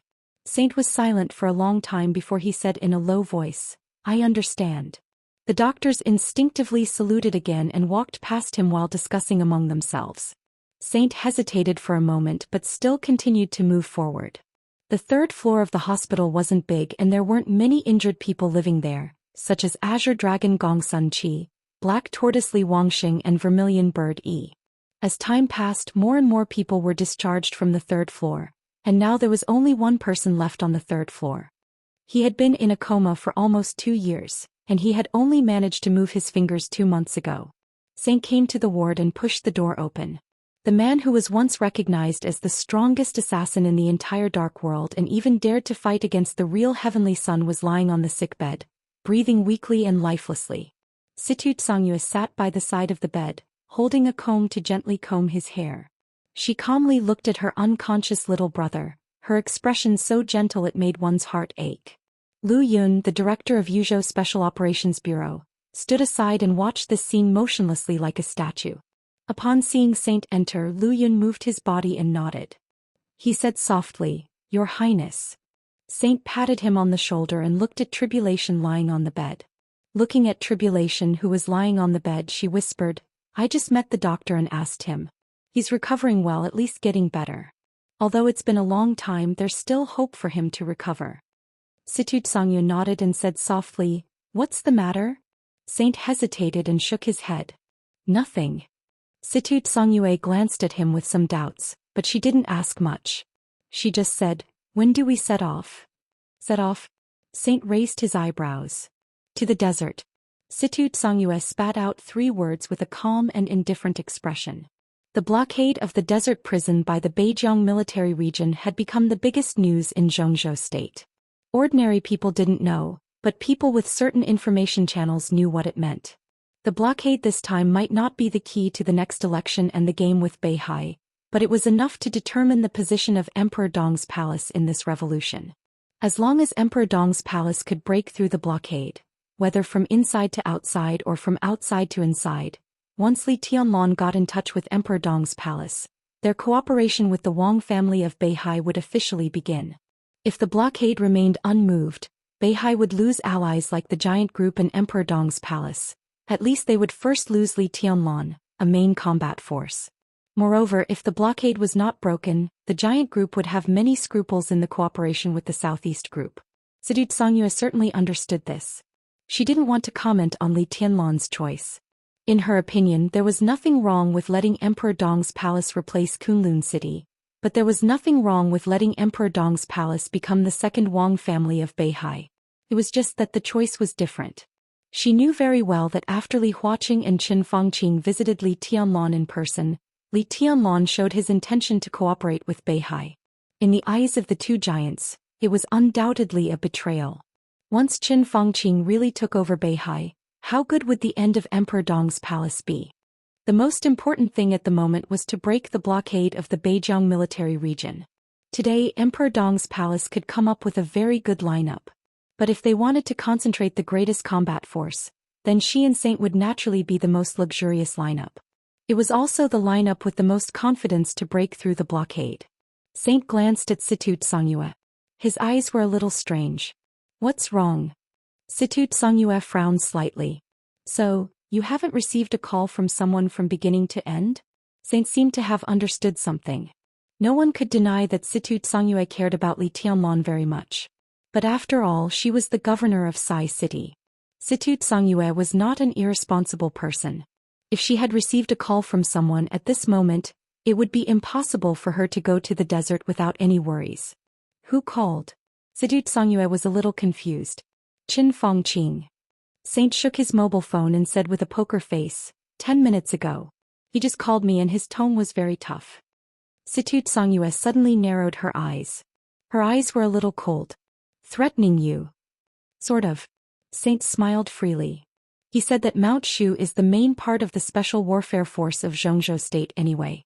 As the first senior brother of Mount Shu, I have the responsibility and obligation to take care of the interests of Zhou state. Such a Mount Shu will not let people down. Listen how interesting that is. It seems that I have to hand over my position in Mount Shu as soon as possible.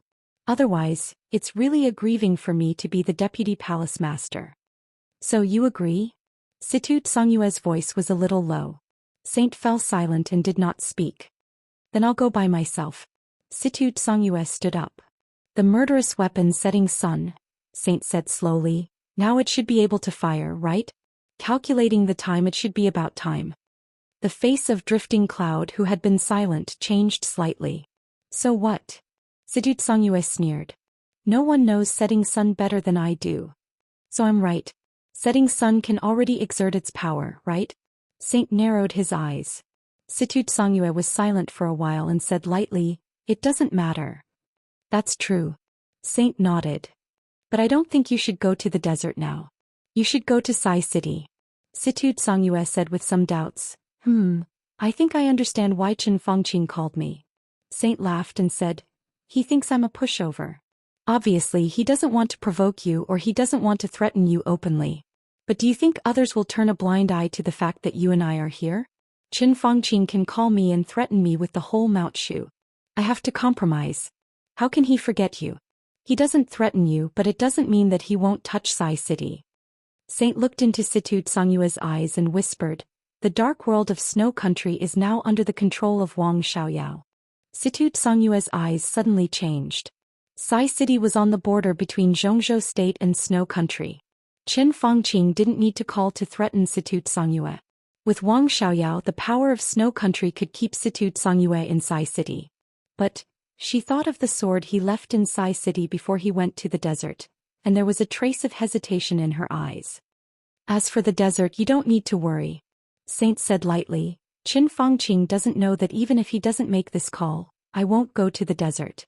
Even without us, His Highness has a way to solve the blockade. No one can predict the future. Situ Songyue said seriously. Now there are not only more than 40,000 troops in the blockade line, but also Gu Qianchuan. Gu Qianchuan may not be afraid, but how can Tianlong deal with an invincible realm expert, a murderous weapon and a large number of troops? By strength. Saint said, there is no need to predict the future. As long as he has the strength to solve everything, there will be no accidents. You do have a lot of confidence in him. Situ Songyue shook her head. But you and I should both know the invincible realm very well. At this age, it is even impossible for Tianlong to enter the invincible realm in the next few years. At his age, his lack of physical strength is the most important problem. I believe that he can face Gu Qianchuan, but I still say that no one knows Setting Sun better than me. She knew the operation mode of Setting Sun, the energy storage time of Setting Sun, and the power of Setting Sunday. In the hands of an invincible realm expert, even if Setting Sun was not famous for its power, its instantaneous firing was equivalent to the full blow of a peak invincible realm expert. If Li Tianlong couldn't enter the invincible realm, how could he deal with the blow of the murderous weapon? A very strange light flashed in Saint's eyes. It seemed that every time he mentioned Setting Sun there was something wrong with him. But Situ Songyue didn't notice it. She lowered her head, looked at her brother in a coma and said calmly, I need a reason to convince me. Saint put the phone back in his pocket and said quietly, because I really want to see the legendary Ruthless. Chapter 847. Situ Songyue had never heard of Heartless. Just like in this era, most people didn't know the carefree nature of Beihai and the Lin clan. But Saint had seen stories about Heartless. Yes, what he saw and knew were just stories. They were close to legends. It was like the sword intent he had carefully studied. The legendary sword intent had become a little real in him, and it had made him enter the invincible realm. What about Heartless? Who is Heartless? Situ Songyue was a little stunned. At this moment she recalled all the famous experts in the dark world, but found that she had never heard of this code name at all.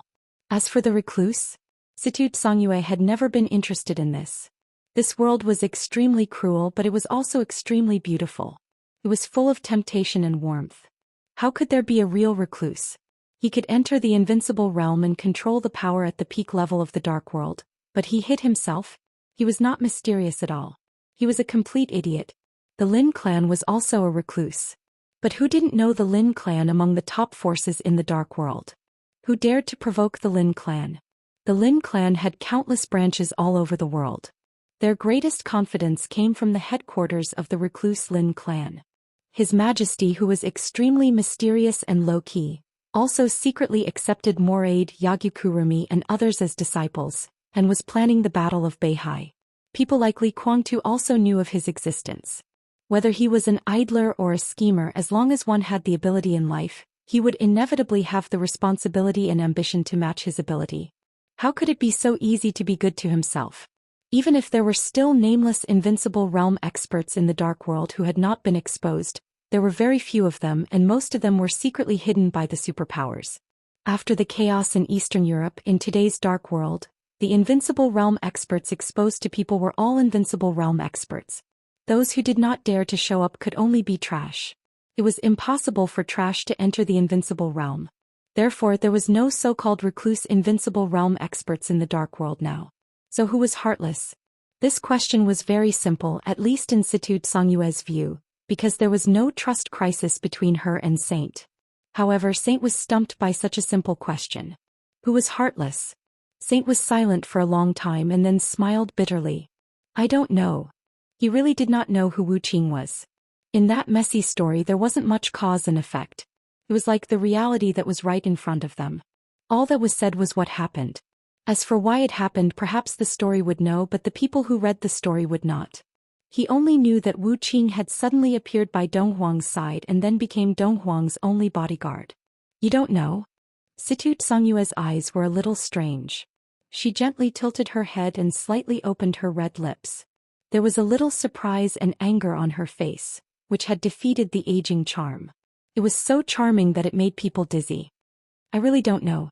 Saint shifted his gaze subconsciously. That's not important. What's important is that Wu Qing is absolutely loyal, and his strength is far better than yours and mine. He had already guessed it in his heart. He combined it with the story and some of what Qin Weibai had told him before. However, he had not confirmed it, so it was naturally meaningless to say it out. Situte Songyue lowered her head thoughtfully. Governor, I suggest that you return to Sai City immediately. Actually, you don't have to worry. Don't forget that His Highness isn't the only one in the desert. Boss is there too, Saint said. Situte Songyue was slightly stunned and thought of Qin Weibai. He didn't know why. Although Li Tianlan was strong enough now in her heart, she still felt more at ease when Qin Weibai was mentioned. Did she expect the current situation? Situte Songyue asked. Not really, but it's not completely unprepared. Saint said quietly. Boss once said that Wang Yuetong is very important. At the right time we might as well release some false news to make the situation more chaotic. So she also told you about Wu Qing? Situte Songyue asked. Saint thought for a moment. Although it was not the case, there seemed to be nothing wrong with it. He nodded his head and grunted in acknowledgement. Does she know Wu Qing's identity? Situte Songyue combed her hair. I don't know. Saint smiled. It doesn't matter. What matters is Wu Qing's position. He is Dong Huang's bodyguard and the only bodyguard around Dong Huang. The Dong Huang he was talking about was not the current Li Tianlan. In that era, there were many experts in Emperor Dong's palace, covering the sky and the sun. Dong Huang's edge shrouded the whole dark world. In Emperor Dong's palace alone, there was more than one expert at the peak of the invincible realm. But only Wu Qing was qualified to be the only bodyguard around Dong Huang. What kind of scene was that? In the end of that story, even the invincible chosen one would fail and die in her hands. But Wu Qing never had a defeat. Because of Wu Qing. The light slowly faded with heat and dryness. There was no wind tonight. The windless night in the desert was the best exquisite in the world. Boundless yellow sand. Endless starry sky. The stars were bright and the yellow sand was soft. The sky here was low and bright, looking desolate and empty. Xiao Mohai stood under the starry sky, feeling a little lonely. The night sky was beautiful. But he didn't like it very much. It was not because he was lonely. It was because it was difficult to lurk in such an environment. Not far away was the front line of the 43rd Army. Nearly 20,000 soldiers set up the first blockade line on the front line. About 10 miles away, an armored corps of 10,000 soldiers set up the second front line. 40 miles away, a semi-automatic artillery corps was the third line of defense. The outermost was the field corps. Yes, in one day 4 lines of defense had been set up outside the desert prison.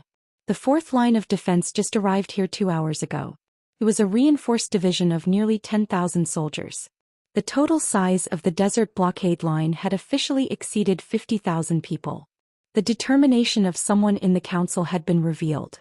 Xiao Mohai looked at the lights in the distance that almost lit up the whole desert, his expression solemn.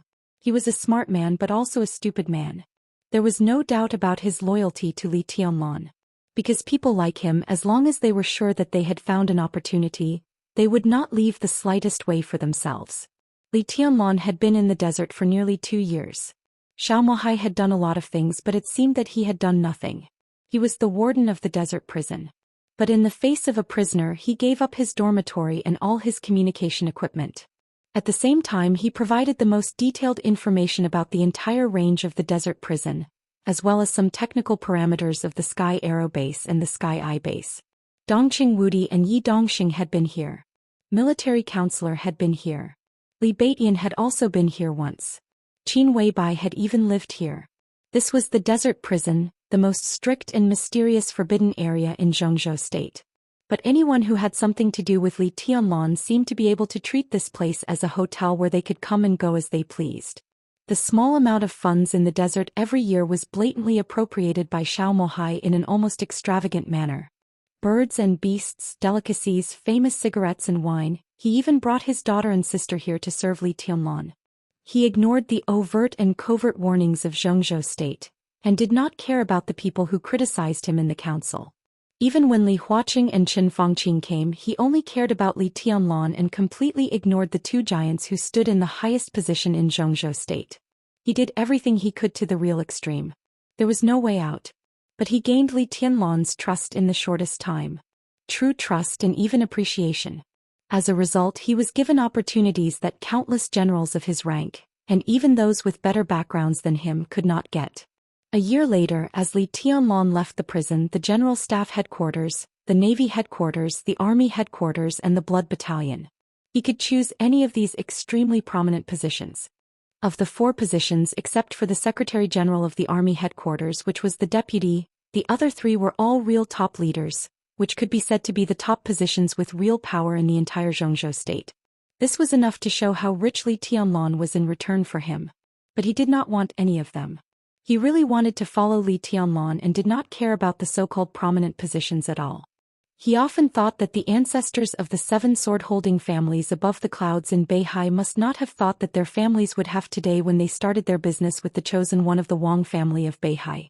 Xiaomohai occasionally thought about it and looked forward to it. He firmly believed that the chief butler of Emperor Dong's palace would be more prominent than the position promised to him by His Highness. Maybe not now, but definitely in the future.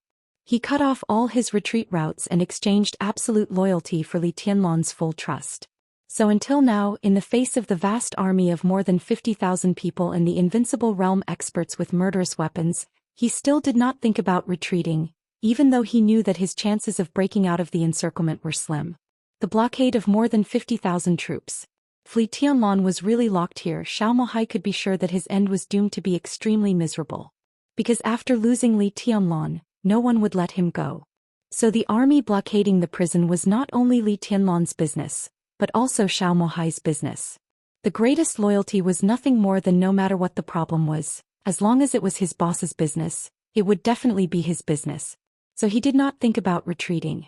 In any case, he had to try his best to get out of here. Xiaomohai took a deep breath and took a step forward. At the same time, Tiannan Xinyuan City. In the night that came earlier than the desert. In front of the mountain-like castle of Emperor Dong's palace, a neat and uniform military formation had completed the formation. Silent, resolute, iron-blooded, piercingly cold and sharp. This was a small army of less than 2,000 people, but at this moment the spirit, energy and spirit of the entire army seemed to have risen to the peak. They didn't move at all, but they seemed to have a sharpness that could shake the world. Yi Dongxing watched this scene quietly. This was the nightmare army of Emperor Dong's palace, which had become famous in Tiannan. And directly opposite the army, standing opposite the nearly 2,000 soldiers, was a row of young people. Yes, a row. Lin Yuxian Li Beiyan by Yuming Yi Huayu fairy tale, Ning Qianqing guarded Xianyuan City. The elders of the Li family assisted Ning Qianqing in guarding Emperor Dong's palace. Du Hanyin and Su Chu led the first group of elites of Emperor Dong's palace into Beihai. Others. All the high-level officials of Emperor Dong's palace, one by one. They turned out in full strength and pointed their weapons at the desert. This was the final attitude of Emperor Dong's palace, and it was also their sharpness that they had never concealed. Without reservation they went all out and pressed forward. In the roar that spread through the night sky, a huge black shadow appeared in the night of Emperor Dong's palace. The black shadow gradually slowed down in the air. The large transport plane belonging to the Freedom Corps showed its full appearance in everyone's sight. Everyone raised their heads and looked at the transport plane in the air. An invisible flame of war seemed to be directly ignited in front of the castle of Emperor Dong's palace. Li Beiyan glanced at Lin Yuxian. Other high-level officials were also looking at Lin Yuxian. Their positions were equal. But the Nightmare Army was the main force of Emperor Dong's palace in external combat. Lin Yuxian was the commander of the Nightmare Army. At this time it was natural for him to give orders.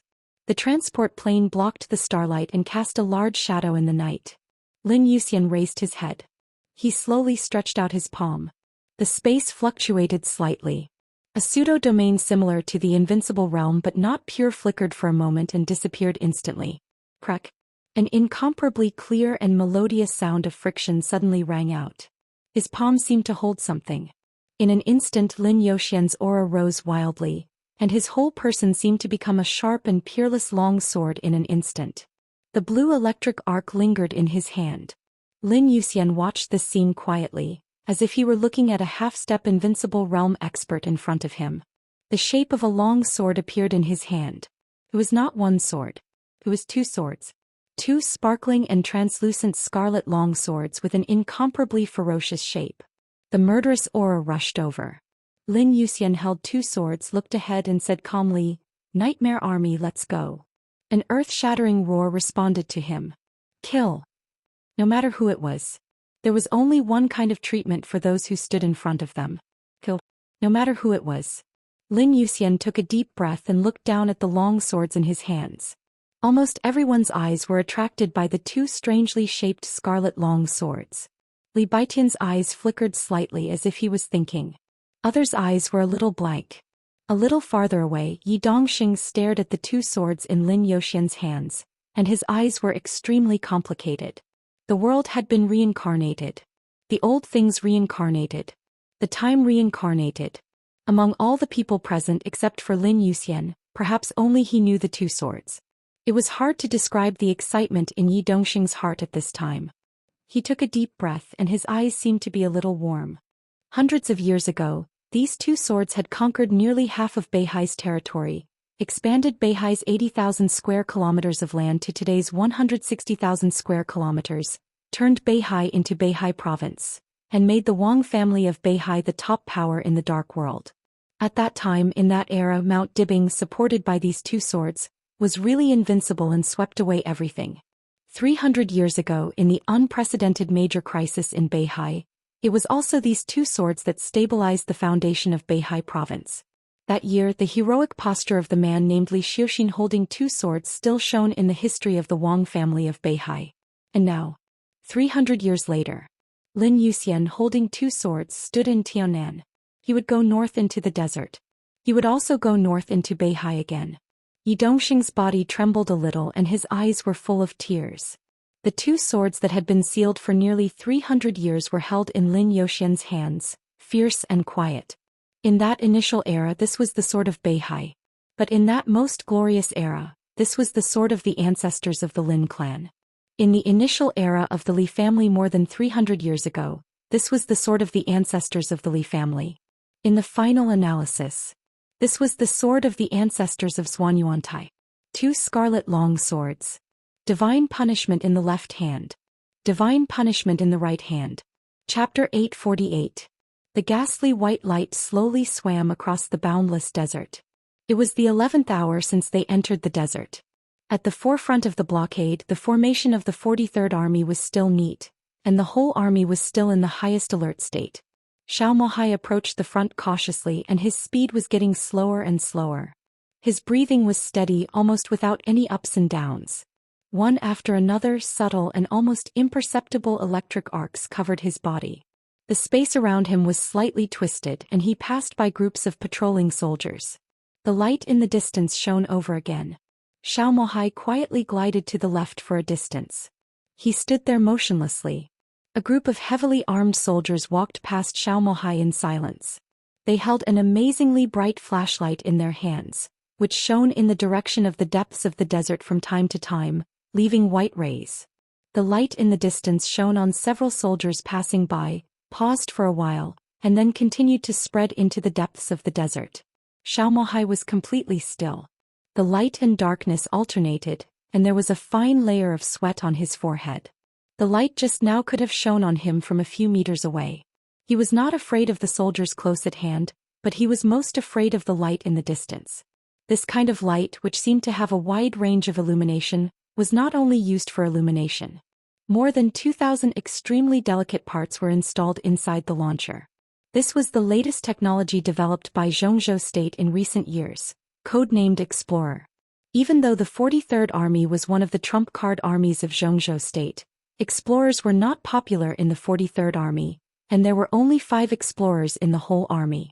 The light of the explorer contained a very special ray which was harmless to ordinary people, but it could accurately detect the energy source. The so-called energy when used in martial arts meant different realms of martial arts. Ice condensing realm, fire flaming realm, thunder shocking realm. Ice and fire, lightning and thunder, they were all energy. The ray inside the explorer was extremely sensitive to all kinds of energy. Even if an expert at the peak of the thunder shocking realm was in the strongest hiding state, he could not hide under the light of the explorer.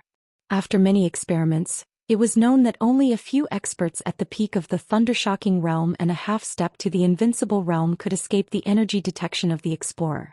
This also meant that even experts at the peak of the thunder shocking realm could not approach the place with explorers quietly. The explorer technology was a technology that all countries in the world coveted.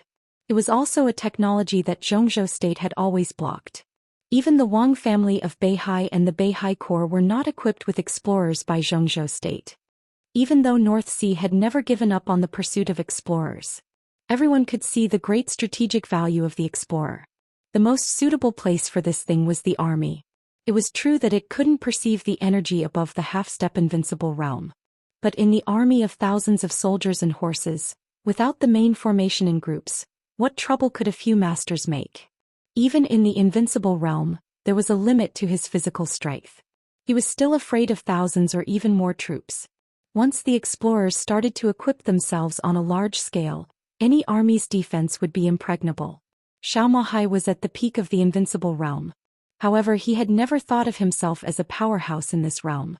At best, he could only say that he was not bad in this realm, belonging to the average combat power. He was not confident that he would not be discovered by the explorers, so he could only try his best to avoid the lights. That was why the process of breaking through the encirclement was extremely difficult and tense.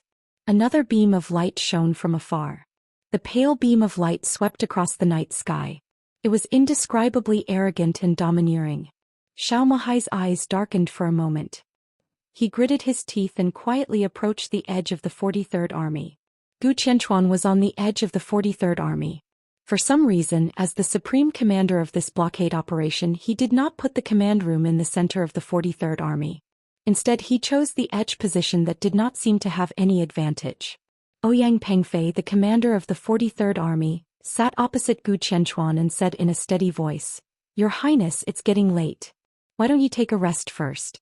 Something happens, the 43rd Army is not made of paper. Can still deal with it. I will contact your Highness in person." "No need." Gu Qianchuan waved his hand casually and smiled lightly.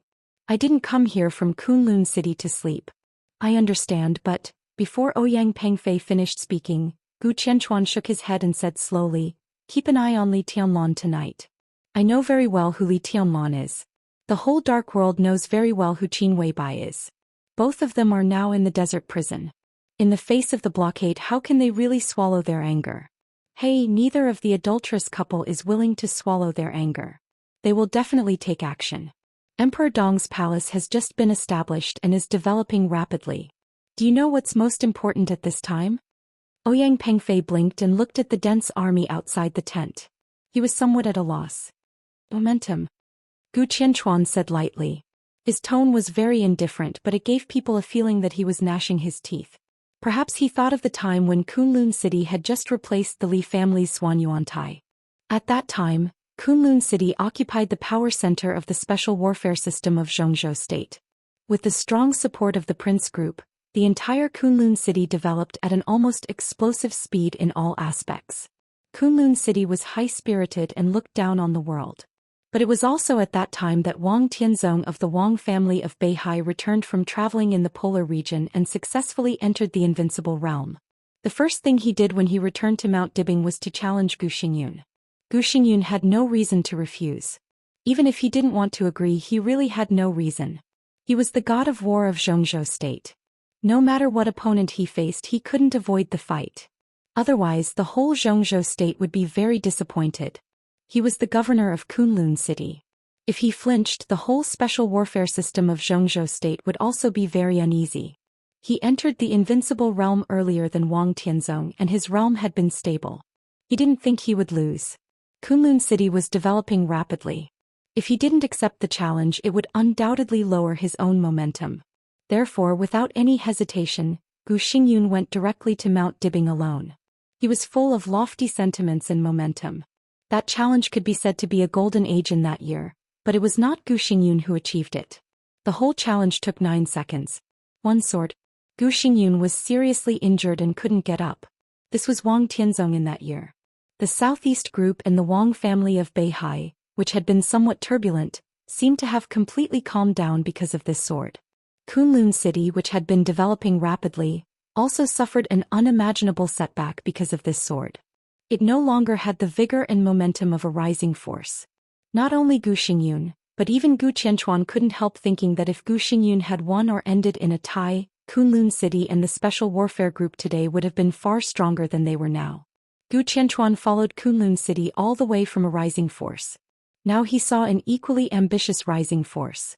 Naturally, he knew what Emperor Dong's palace needed most at this critical moment. To some extent, this blockade was just a beginning. From the beginning of the blockade action to the end of the game in Beihai, Emperor Dong's palace couldn't escape everyone's sight since it was involved. For Li Tianlan and Emperor Dong's palace, this was the key. Whether they could soar or not depended on whether they could not retreat. Zhongzhou state was very strong, so were other forces. If Li Tianlan hid in the face of the blockade, many people might understand, but more people would be disappointed. For example, in the battle between Gu Xingyun and Wang Tianzong. Everyone thought that it was okay for Gu Xingyun to lose. After all, he was the patriarch of the Wang family of Beihai. But when he really lost, everyone could not help but be disappointed. That sword also stabilized the world's impression of the Wang family of Beihai. There were only two kinds of superpowers in the Dark World. One was the Wang family of Beihai. The other was other forces.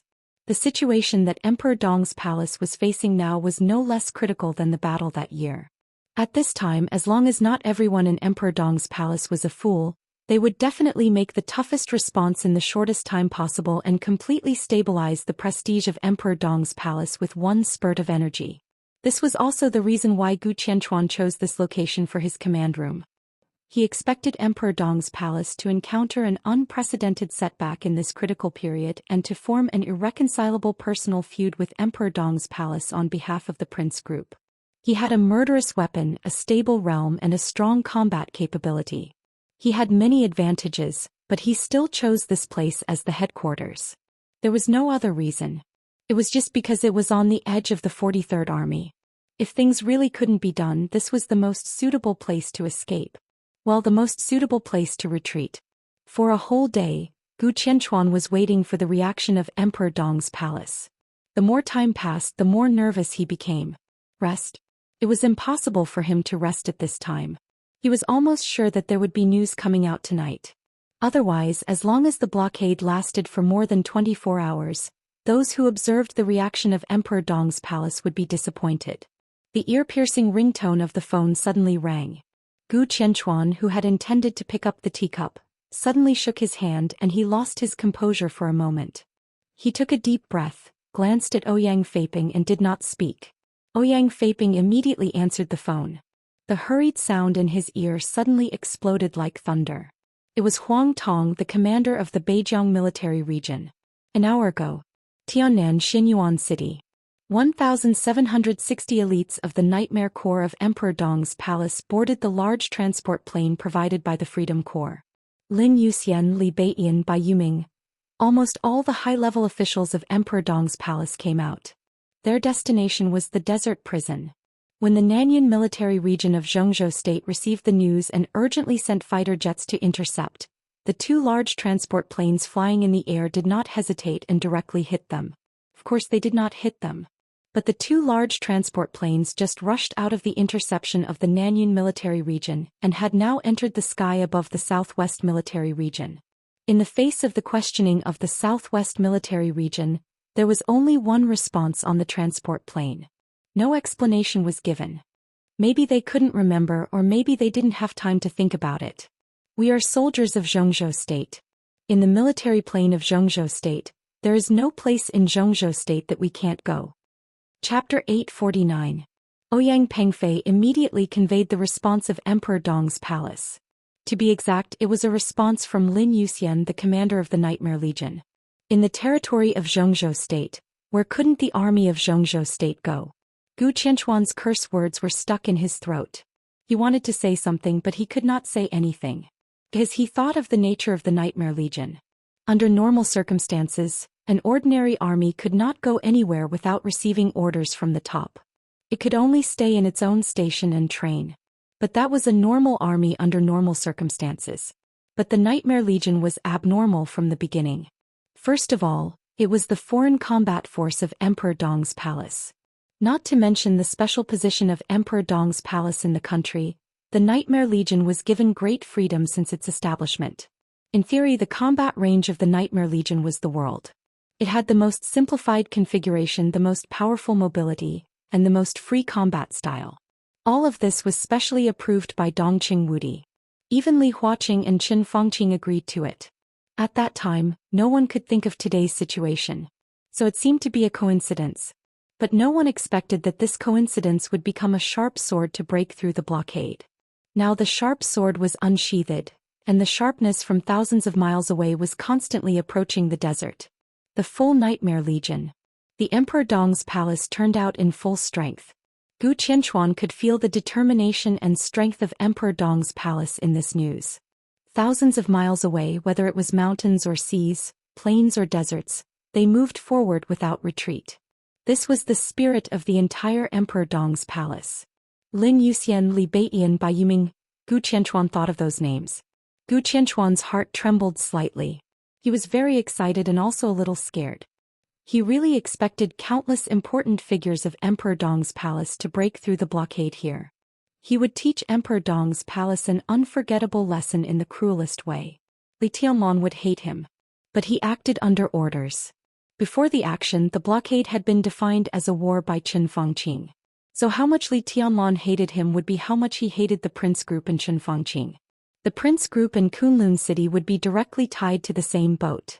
This period of time was enough for Gu Xingyun to get through the period of serious injury. When he recovered and entered the peak of the invincible realm, everything would be another story. But now, Nightmare Legion. The most powerful force of Emperor Dong's palace marched into the desert from the south with unparalleled power. All the important figures in Emperor Dong's palace that Gu Qianquan could think of were here. He had a murderous weapon in his hand and tens of thousands of troops in front of him. There were also countless experts of Zhongzhou State lurking in the blockade line and more experts of Zhongzhou State rushing over. The Nightmare Legion could not get through.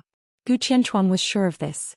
He was even sure that if he gave the order, the Nightmare Army, including everyone in Emperor Dong's palace, would be annihilated here. What kind of scene would that be? The Nightmare Army was the strongest fighting force in Emperor Dong's palace. If all of them were destroyed here, most of the properties Li Tianlan had built since he entered the secular world would disappear, and Emperor Dong's palace would only exist in name. No matter how he thought about it, it was impossible for him to swallow it. This was not a game, nor was it a war. This was extermination. As long as he dared to make a move, Li Tianlan was destined to fight to the death with the Prince Group. At that time, even if he walked out of the desert, there would be no place for him in the vast Zhongzhou State. Treason. All of Li Tianlan's actions were predictable. At that time, the entire Prince Group would suffer heavy losses because of Li Tianlan's wrath. Zhongzhou State would have one more powerful enemy. Even without Emperor Dong's palace, Li Tianlan still had the power to make a comeback. Once Li Tianlan resisted, Mount Shu, Sai City, Jade Pool and the Border Control Corps would be shaken. In order to get rid of Li Tianlan, Zhongzhou State would inevitably rely more on Kunlun City. If Li Tianlan made a big enough scene, it was even possible for Zhongzhou State to give up the game with Beihai. At that time, Kunlun City could join forces with Beihai again. Li Honghe had died. This time there was no room for compromise. The whole world would kill Li Tianlan together. Gu Qianquan's eyes grew brighter and brighter and he struggled more and more. He could really do all this with his current strength. But there was a premise. After burying most of the elites in Emperor Dong's palace, Li Tianlan, as the commander in the front line, could not escape, not to mention whether he could kill Qin Fangqing or not. If the murderous weapon did not kill Li Tianlan, Gu Qianquan thought he could not live. Moreover, Li Tianlan also had a murderous weapon in his hand. The possibility of blocking the setting sun was not small. That was to say, he could do everything he imagined, but the premise was likely to be completely sacrificed his life. For Zhongzhou State? He shook his head subconsciously. But for Kunlun City? Gu Qianquan was extremely painful. He could be sure that as long as he gave an order, Kunlun City could have an incomparably brilliant future. But such a future was almost impossible for him to see. Was there any meaning to such a future? Gu Qianchuan did not know. He really did not know whether it was meaningful or not for a while. He inadvertently found that with the response given by Emperor Dong's palace, he seemed to have stood at a crucial point, not only for Kunlun City, Zhongzhou State, and even the entire dark world. What the future would be like depended on his thoughts. Gu Qianchuan's facial muscles twitched fiercely. He looked at Ouyang Pengfei, who was silently observing him, narrowed his eyes and suddenly asked, "If Nightmare Corps launches an attack on us, what will the attitude of the 43rd Army be?" Ouyang Pengfei smiled. His smile was without any emotion. "Your Highness is the commander of the entire blockade operation. The 43rd Army will completely obey Your Highness's orders." "Any orders?" Gu Qianchuan cursed in his heart. He stood up, no longer looking at Ouyang Pengfei's fake smile, and directly walked out of his command room. On one side was his own life and on the other side was the future of his family. If it were 20 years ago, he would not hesitate to sacrifice himself to make Kunlun City go further. He also participated in the fierce battle to encircle and suppress Li Kuangtu. In fact, all the participants in that battle, including Gu Xingyun, who was already in the invincible realm at that time, had the idea of sacrificing themselves to help their families. Today, 20 years later, Gu Qianchuan had reached the invincible realm. He had stabilized his realm and even hoped to take a small step forward and stand at the peak of the dark world. But he had long lost the courage and perseverance of those years. He was afraid of death. But he also wanted the future of Kunlun City not to be shrouded by the shadow of the Li family. So now he was not thinking about whether he should do it or not. Instead, it was how to survive after doing it. The explorer's dazzling light shrouded his figure all the way forward. Gu Qianchuan's body suddenly stiffened slightly. He slowly raised his head. In front of him, dozens of meters away, a void space was slightly fluctuating. Electric arcs, subtle enough to hide from the perception of thundershocking realm experts, contracted slightly in that space. They were not conspicuous, but in Gu Qianchuan's eyes, they were more dazzling than the explorer's light. Gu Qianchuan narrowed his eyes and suddenly laughed. The domain belonging to the invincible realm was fully opened in an instant. The space was forcibly distorted and turned into a vacuum. The rapidly spreading domain instantly enveloped that space. Countless electric arcs suddenly flashed for a moment, and then were completely extinguished. Gu Qianchuan's gaze fell on Xiao Mohai, the warden of the desert prison, who could not control his body in the invincible realm. His body lost gravity and floated higher and higher. Gu Qianchuan took a step forward. He crossed the distance of dozens of meters with one step. He appeared beside Xiao Mohai. Xiao Mohai stopped struggling and let his body float in the air. In the vacuum domain, he could not speak or do anything. He just looked at Gu Qianchuan with dignified eyes, but his face was extremely calm. Gu Qianchuan hated such an expression. For nearly 2 years he had the highest power in Kunlun City, so he naturally had to contact Emperor Dong's palace, which was still under the leadership of Kunlun City in name. He had seen Li Beiyan, Ning Qianqing and many high-level officials in Emperor Dong's palace. Xiao Mohai's calm expression was almost the same as theirs. He seemed to have never taken the so-called invincible realm in Kunlun City seriously. He was calm with a kind of indifference that he was not afraid of anything. More than once, Gu Xingyun wondered who had given these people such courage. Li Tianlan? Looking at Xiao Mohai, who was struggling weakly in front of him, Gu Qianchuan's smile and eyes gradually became a little ferocious. "That little bastard can give you courage, but now who can save you?" The domain of the invincible realm quickly shrank to the size of a person in the blink of an eye. The shrinking domain shrouded Xiao Mohai's body. He was still in an environment without gravity, rising 20 meters, 30 meters, 50 meters. His figure became smaller and smaller in Gu Qianchuan's eyes until it merged with the darkness. Gu Qianchuan snapped his fingers. Snap. There seemed to be a sound of breaking in the night. The domain, including Xiao Mohai's, was instantly broken. The frenzied power suppressed his body. In midair, Xiao Mohai's body fell madly like a straight line. Bang! In the dull sound, Xiao Mohai's body directly fell at the feet of Gu Qianchuan. The soft ground of the desert and the physical quality of the peak of the thunder-shocking realm did not make him fall to death, but the huge impact shook his internal organs and seriously injured Xiao Mohai in an instant. A mouthful of scarlet blood sprayed from his mouth. He put his hands on the ground and tried to stand up.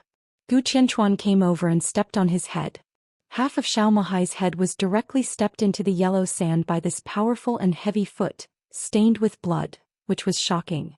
Gu Qianchuan looked down at the scene and enjoyed it. He said with a smile, "It's so late. Where do you want to go?" About the divine retribution and divine punishment. This mother asterisker. I made a mistake. I have to admit that I really forgot that the divine punishment had been broken when I was in the polar region, and it was discovered after a few days. I can't change it. I sincerely apologize. This is a bug, but it's hard to fix. I'll try not to write these two swords in the future. In fact, I personally like them very much. Chapter 850. When he opened his eyes, the plane was still in the sky. The large cabin was full of people and it was quiet. Lin Yuxian observed the comrades around him who were about to fight side by side. He breathed a sigh of relief and lowered his head to wipe the blade in his hand. Beihai, the Lin clan, and the Li family. These three families had always been the pinnacle of swordsmanship in the Dark World for hundreds of years. No matter in which era, the supreme swordsman must come from these three places. For swordsmanship, the three families also had different understandings. Even the Li family, which was of the same origin as the Lin clan, had different emphasis on the same unique skill. Beihai valued momentum, the Li family valued intent, and the Lin clan valued state of mind most. Therefore, Lin Youxian's meditation time had always been very short, but the effect had always been excellent.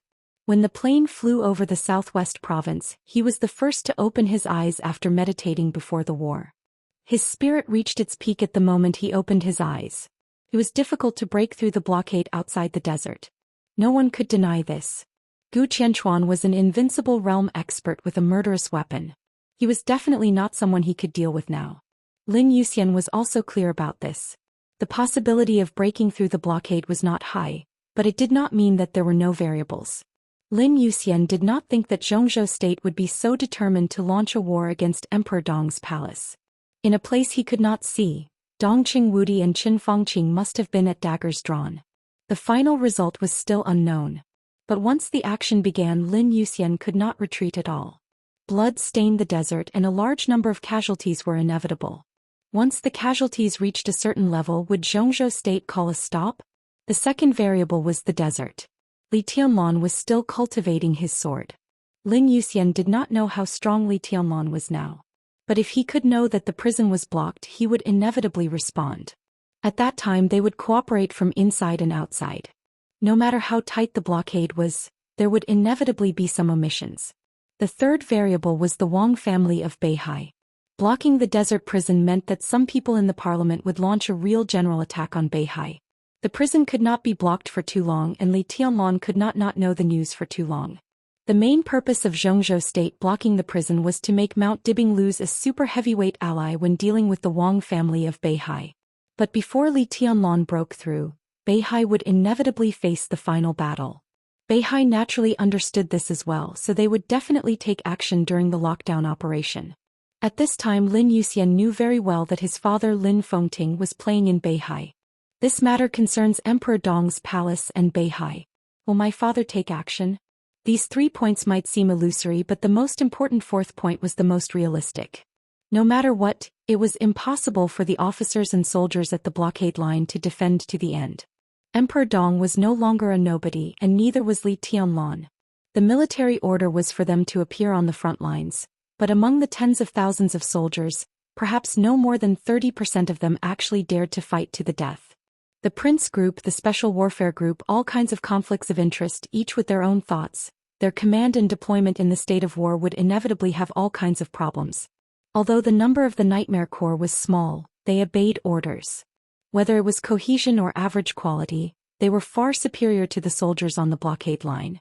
In the chaos of Eastern Europe, the Snowdance Corps under Li Tianlan's command crossed the borders of several countries with thousands of troops a day ago and defeated enemies more than 10 times their own, which was praised as a miracle by the Dark World. Lin Yuxian also wanted to create such a miracle and let the whole Dark World know that Xuanyuantai was about to open. It was revived in his hands. Lin Fengting's arm, which was wiping the sword edge, stopped and was in a daze. A bottle of ice-cold drink was passed to him. When it touched his skin, it refreshed his mind. Lin Fengting froze and took the drink subconsciously. The illusory sword intent enveloped Lin Fengting, and the surroundings became a space that isolated all sounds. Li Beitian flicked his fingers casually and said with a smile, "Are you in a daze?" Oh.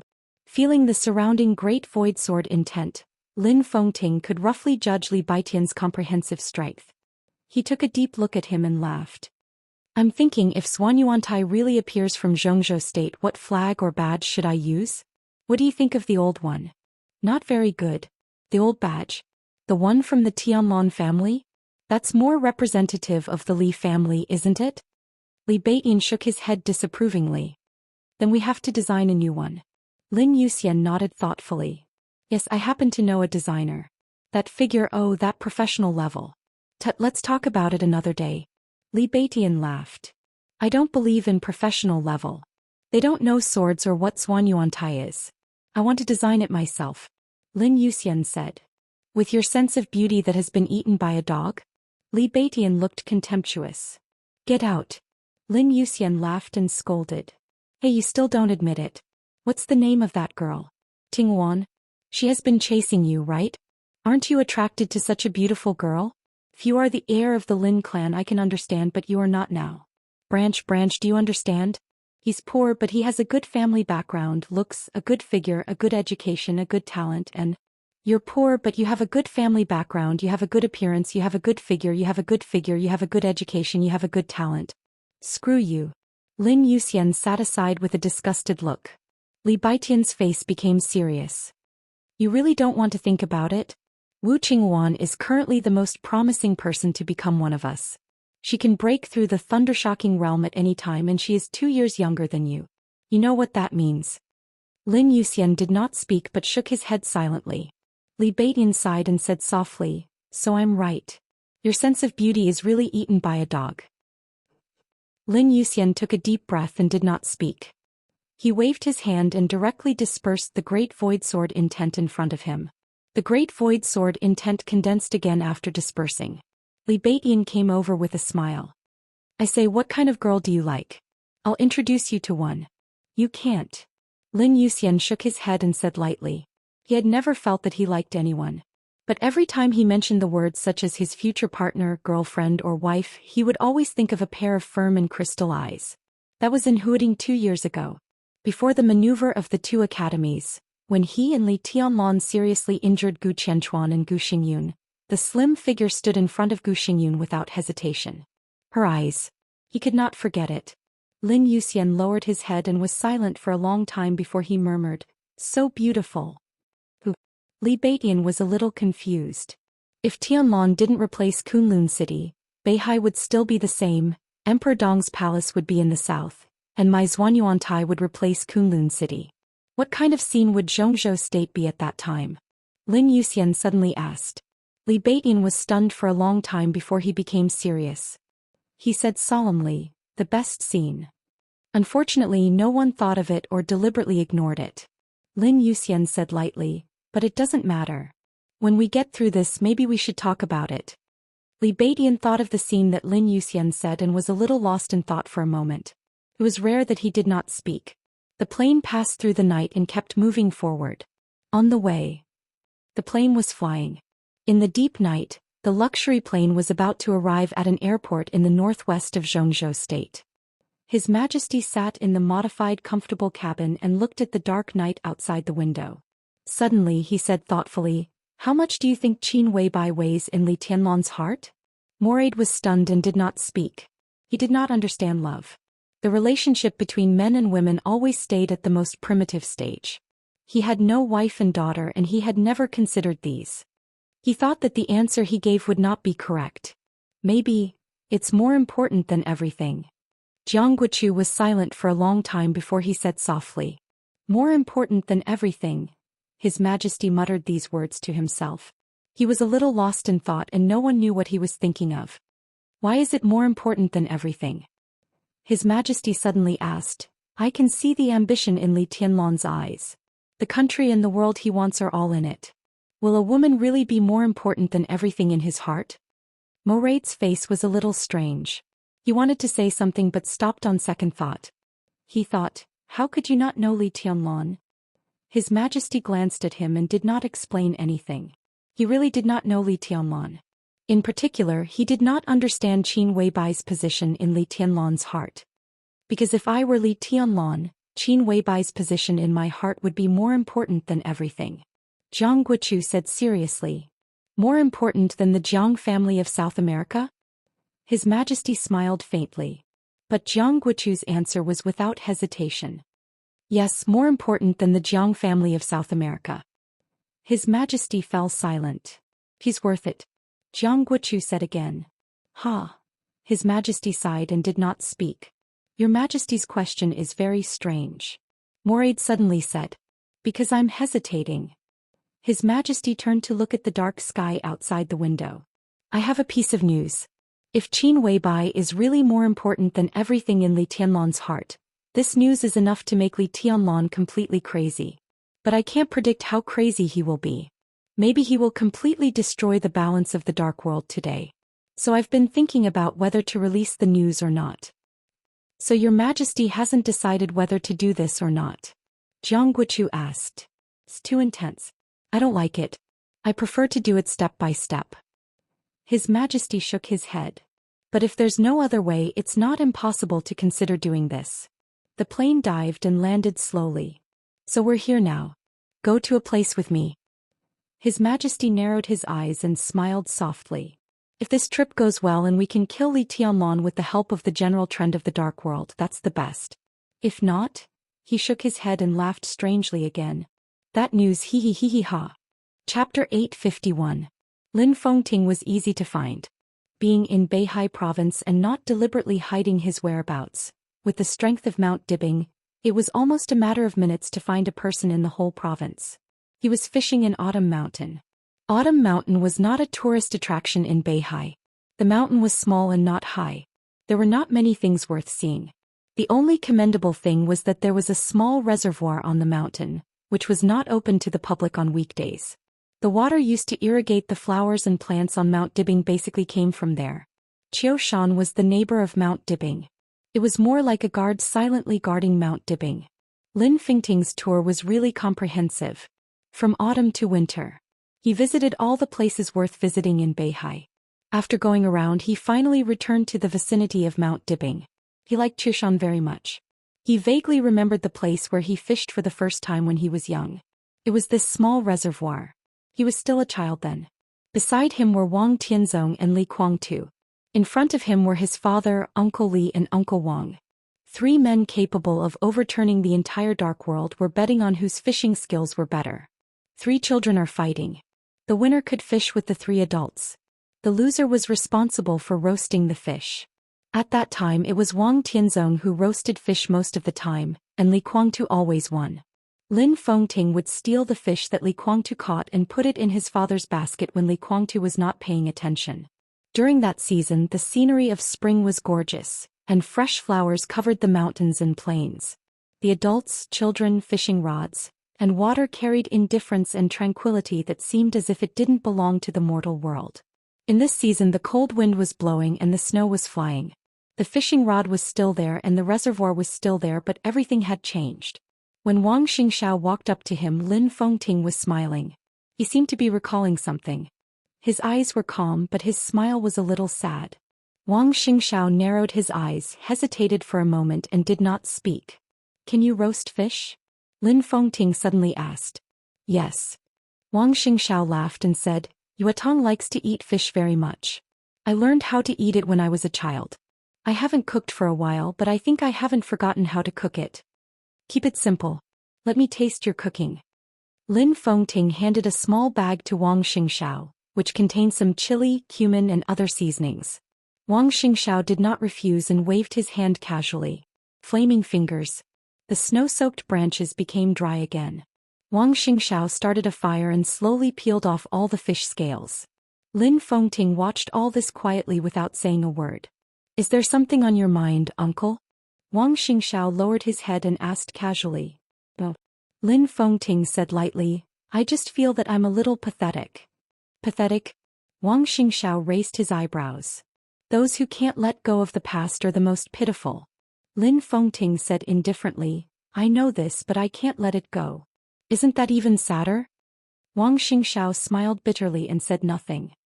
I was once friends with your father and Li Guangtu, the best of friends. Lin Fengting said softly, I only have 2 friends in my life and they are them. So when the Li family was destroyed, your father and I were estranged. I didn't want to see him destroy the Li family, and I didn't want to see the Li family destroy him either. I was caught in the middle and wavered. In the end, it was just because I couldn't let it go. Wang Xingxiao grilled the fish carefully, sprinkling seasonings evenly. He wanted to say something but stopped on second thought. This time I walked through Beihai again and I had a lot of feelings. Now that I'm back here, it's the beginning.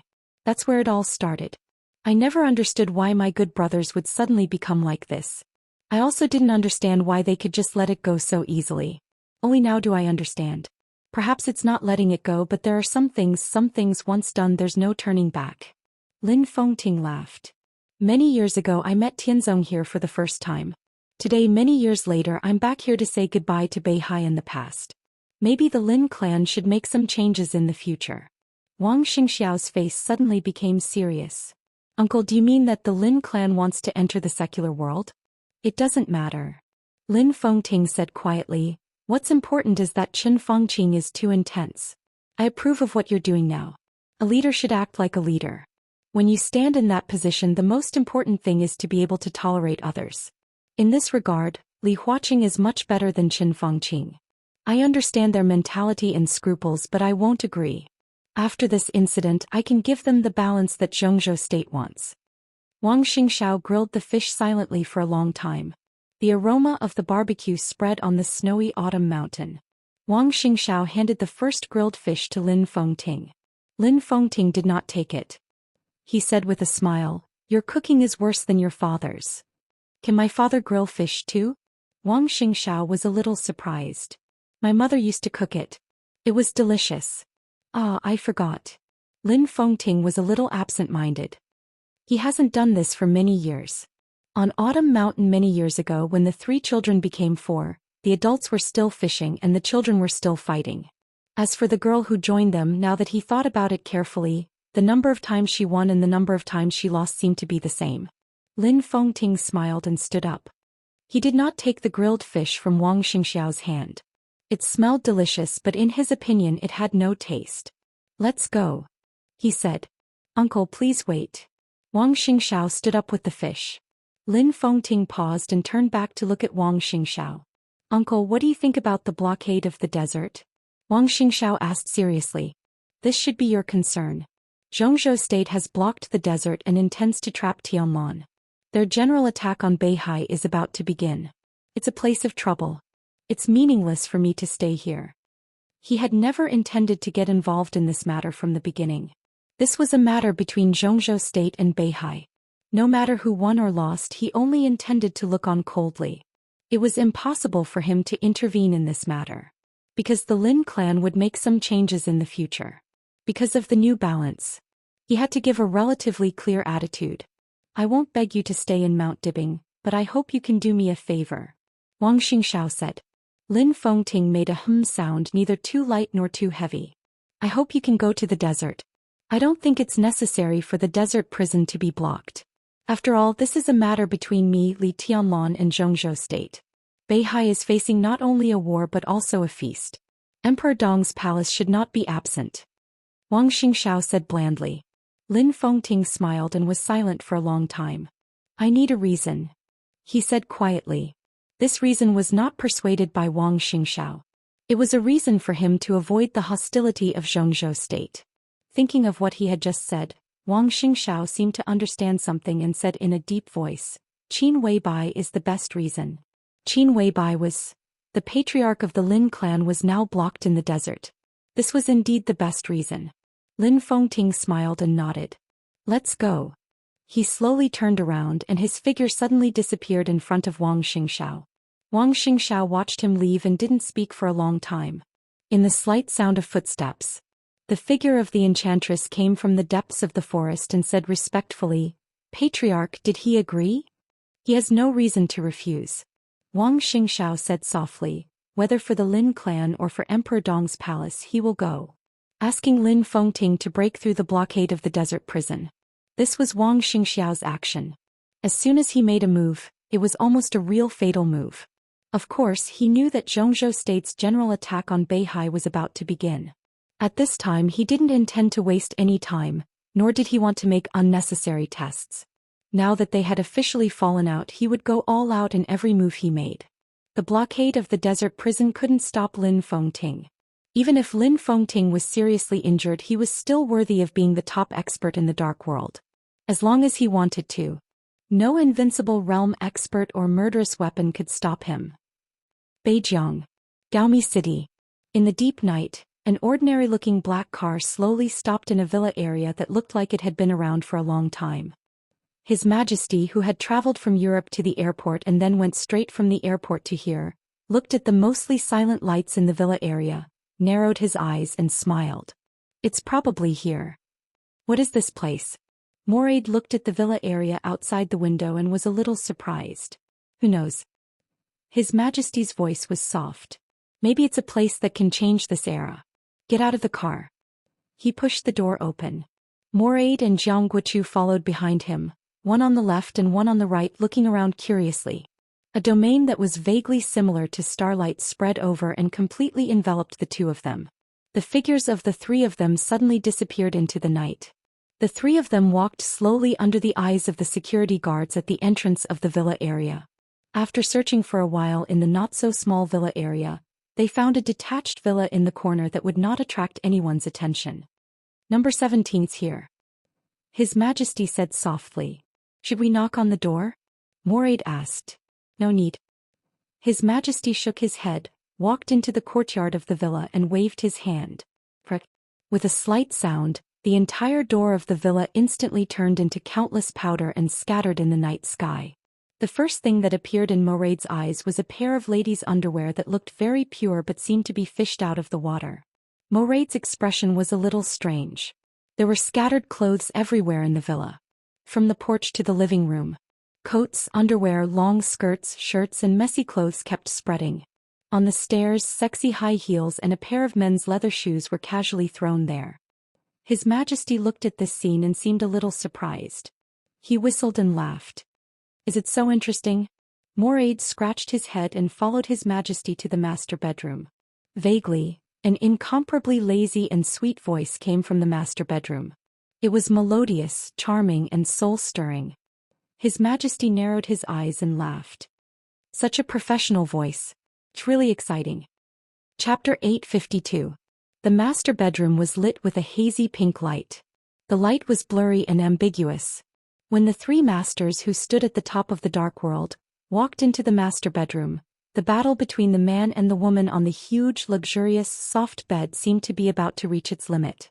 From their point of view, they could only see the man's majestic back and the woman's messy hair. The man's strength and the woman's softness were perfectly blended together. In the blurry light, the content of this picture was not much, but it was rich enough. They were so devoted.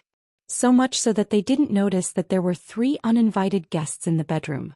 The hurried sound became a little chaotic as the battle became more and more intense. His Majesty clearly heard Moraid swallow his saliva. From this angle he couldn't see the appearance of the woman kneeling on the bed, but just listening to the voice close at hand was enough to make people's blood boil. His Majesty didn't mind Moraid's performance. Instead he chuckled and said, "Do you want to taste her too?" No one knew when the clouds had become thin. His Majesty's voice passed through the domain, echoed in the bedroom and rang in everyone's ears. The whole bedroom fell into a dead silence in an instant.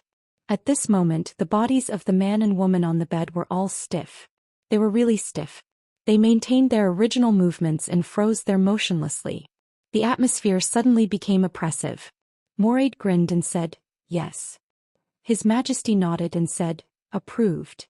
The woman, who had maintained her original posture, finally turned her head a little bit. A small face that could really be said to be as beautiful as a flower and jade appeared in front of them. It should have been a very young and pure face, but at this time it was flushed, revealing a kind of charm that only belonged to women. Her eyes were big and beautiful, but at this time her eyes were full of panic and bewilderment. She looked at the 3 men who suddenly appeared in her bedroom and shook her head hard. Her wavy hair swayed messily. Her voice was obviously trembling, but there was still a trace of sweetness left. You are. It's hard for me to explain who we are. There's no need to explain. It's not important. His Majesty laughed, and his voice was very gentle. Is this your man? The man who had been frozen in place suddenly came back to his senses, his body moving backward. The woman immediately snorted in a low voice.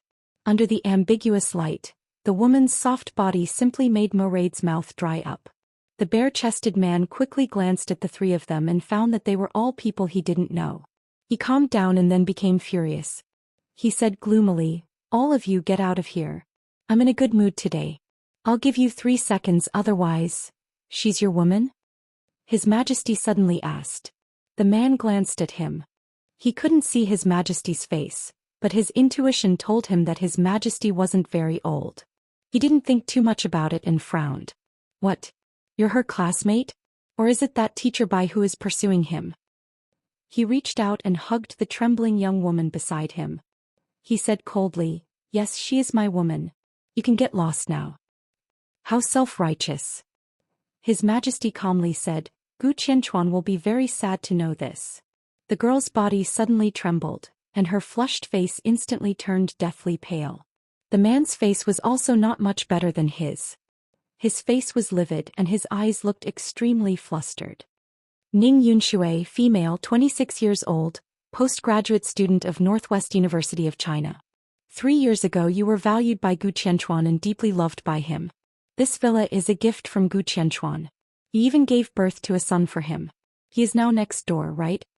His Majesty whispered softly. Gu Feng, code 043 in Kunlun City, an expert of the thundershocking realm. In terms of relationship, he is Gu Qianchuan's distant cousin and also the bodyguard Gu Qianchuan arranged for Ning Yunshui. In addition to you, Gu Qianchuan also arranged a female bodyguard, code-named Weed. You spent 2 years developing Weed into your mistress and made her loyal to you. She turned a blind eye to everything here and then began to do something to Ning Yunshui. 2 months ago you spent the night here for the first time. In 2 months you came here 53 times and almost became the hostess here. Am I right? He chuckled softly. I can see that you're addicted to it. Why, is sister-in-law very fun? Gu Feng was extremely frightened. He originally thought that the other party was just a student or a young teacher of Northwest University China. He did not expect that the other party had a clear view of everything in the dark world and even checked their information clearly. If this was a trap, how long had the other party monitored them? And how could the other party deliberately pay attention to Gu Qianchuan's woman? In 3 years, Gu Qianchuan didn't spend the night here as many times as you did. His Majesty's voice was a little emotional. Gu Feng felt that these words were a little familiar. After thinking for a while, he remembered that this was what his sister-in-law had said not long ago. However, at that time Ning Yunshui's tone was full of ambiguity and provocation, while His Majesty's tone was full of mockery. Who the hell are you? Gu Feng forced himself to calm down and asked in a deep voice. You can call me. Before the word His Majesty left his mouth, Gu Feng had suddenly made a move. The expanding lightning condensed in his hand in an instant. Gu Feng suddenly stood up and directly punched His Majesty's face. Perhaps the impact was too great and his brain was a little confused, or it was a dying fight. Out of instinct he chose to kill to keep his mouth shut. Moraid tilted his head. Jiangguochu yawned. His Majesty was motionless. The domain, which was similar to starlight and mist, gently fluctuated in front of him. The starlight domain touched the lightning in Gu Feng's hand. Without a sound, the lightning disappeared. Gu Feng's eyes widened and his face was filled with horror. His palm reached into the clouds and mist. A huge pulling force pulled his body directly into the clouds and mist. It was not tearing or shattering. It was melting. His body began to melt crazily the moment it touched the clouds and mist. His limbs, body and brain. There seemed to be an unimaginable high temperature hitting his body. There was no blood. His body instantly turned into the most incorporeal steam. Ning Yunshui was obviously stunned. She held the quilt and her body trembled more violently. His Majesty waved his hand casually, as if he had eliminated the last trace of Gu Feng's existence. He looked at Ning Yunshui and said, I don't want to kill you for the time being, but I need your cooperation. Do you understand? Ning Yunshui bit her lips hard. Her big eyes flickered and she trembled and nodded. He's very satisfied with you. His Majesty patted Moraid on the shoulder and looked at the woman. Go take a bath. The woman wrapped herself in the quilt and trotted into the bathroom. She quickly came out. She was not a loyal woman to begin with. In order to live, she easily let go of everything she did not intend to hold on to. She went in quickly and came out even faster. She was still wrapped in the quilt and lowered her head. She looked a little humiliated and shy. She came to Moraid's side and said in a low and soft voice, "It's okay. Where are we?" His Majesty suddenly asked. Jiang Guochu looked at his watch and said slowly, "We just passed Yinzhou and are about to reach the Beijiang area. It's still early." His Majesty nodded and glanced at Moraid. "Don't worry." Moraid rubbed his hands. He looked at the woman standing in front of him with her head down, and then at His Majesty. "What a shame." His Majesty scolded with a smile, stood up and walked out of the master bedroom. Jiang Guochu followed His Majesty. The two of them went next door together. A little boy of about 2 years old was lying in the cradle next door. He was sleeping soundly. His Majesty looked at him quietly and was silent for a long time. The muffled voice next door rang out again. His Majesty reached out and touched the boy's face. He whispered, "What a good bargaining chip. Will Gu Qianchuan compromise?" Jiang Guochu frowned and asked. "It's a matter of life and death. Who knows?" His Majesty said lightly. "He has a physical problem. He played too much when he was young. Although his physical strength is still abundant, his fertility is declining. It's an accident to have sex with Ning Yunshui. This can be said to be his only child, and I will give him a way to live." "So, the chance of success is very high?" Jiang Guochu asked. "Success?" His Majesty shook his head and laughed. "In fact, I don't worry about whether Gu Qianchuan will compromise or not. In my opinion, it is inevitable. I think that even if he compromise, will our plan succeed under his compromise?" "What's the variable?" Jiang Guochu asked. The voice next door made him confused. He waved his hand and closed the bedroom door. "Li Tianlan. Lin Fengting." His Majesty said calmly, "They are all variables and ruthlessness. So slow, still too slow. Emperor Dong's palace is moving too slowly. Our people are also moving too slowly." Jiang Guochu was thoughtful and did not speak. Over Zhongzhou State, the transport plane of Emperor Dong's palace had rushed over the border of Yinzhou and officially entered Beijiang province. At the same time, Liaodong, Qiushui, Kanglin and other places, batches of elites from various forces began to officially enter Beihai. The hibernation plan turned into an awakening plan. Countless elites of Zhongzhou State lurking in Beihai began to officially move. His Majesty came to the northwest quietly and turned the most powerful bargaining chip at present into a trump card, waiting to be revealed at any time. Zhongyuan Province. In the number 2 private base of the Dongqing clan, Dongqing Wujin, who had been busy for a long time, turned off a switch in front of him with trembling hands. The open space was scorching hot. In front of him was a huge furnace. The temperature was rising. A screen hung in front of Dongqing Wujin. The screen was full of raging fire. A dark and majestic long sword was floating in the fire of the furnace and rotating slowly. It rotated with an indescribable frequency, as if it was clearly expressing some kind of desire. "You are longing for completeness," Dongqing Wujin whispered. "Unfortunately, you don't need me anymore." Xianyuan Feng in the furnace paused and then rotated counterclockwise as if responding to something. "My task is done." Dongqing Wujin whispered and activated another mechanism. A crack suddenly opened on the top of the huge furnace. In the raging fire, the dark Xianyuan Feng flickered slightly and disappeared from the base in an instant. What completeness! Dongqing Wudi, the executive minister of the army headquarters, who was supposed to keep a close eye on the desert, stood beside his elder brother and waved his hand. A chilling layer of ice appeared beside Dongqing Wujin, relieving him of the scorching heat that was almost beyond the human body's limit. The essence of Xianyuan Feng is a murderous weapon. The murderous weapon comes from a piece of vital metal. It lost its spirituality because it was divided. But this piece of metal is not dead. It can also have emotions and its own will. This is a sword with life. Dongqing Wujin said slowly, "What I have been doing is to make Xianyuan Feng a real whole. I have succeeded, but only based on the number of murderous weapons now. Obviously, the current Xianyuan Feng is not the piece of metal back then. So, Dongqing Wudi raised his eyebrows. So it is pursuing real completeness. It is instinct. It is irresistible. Dongqing Wujin said slowly.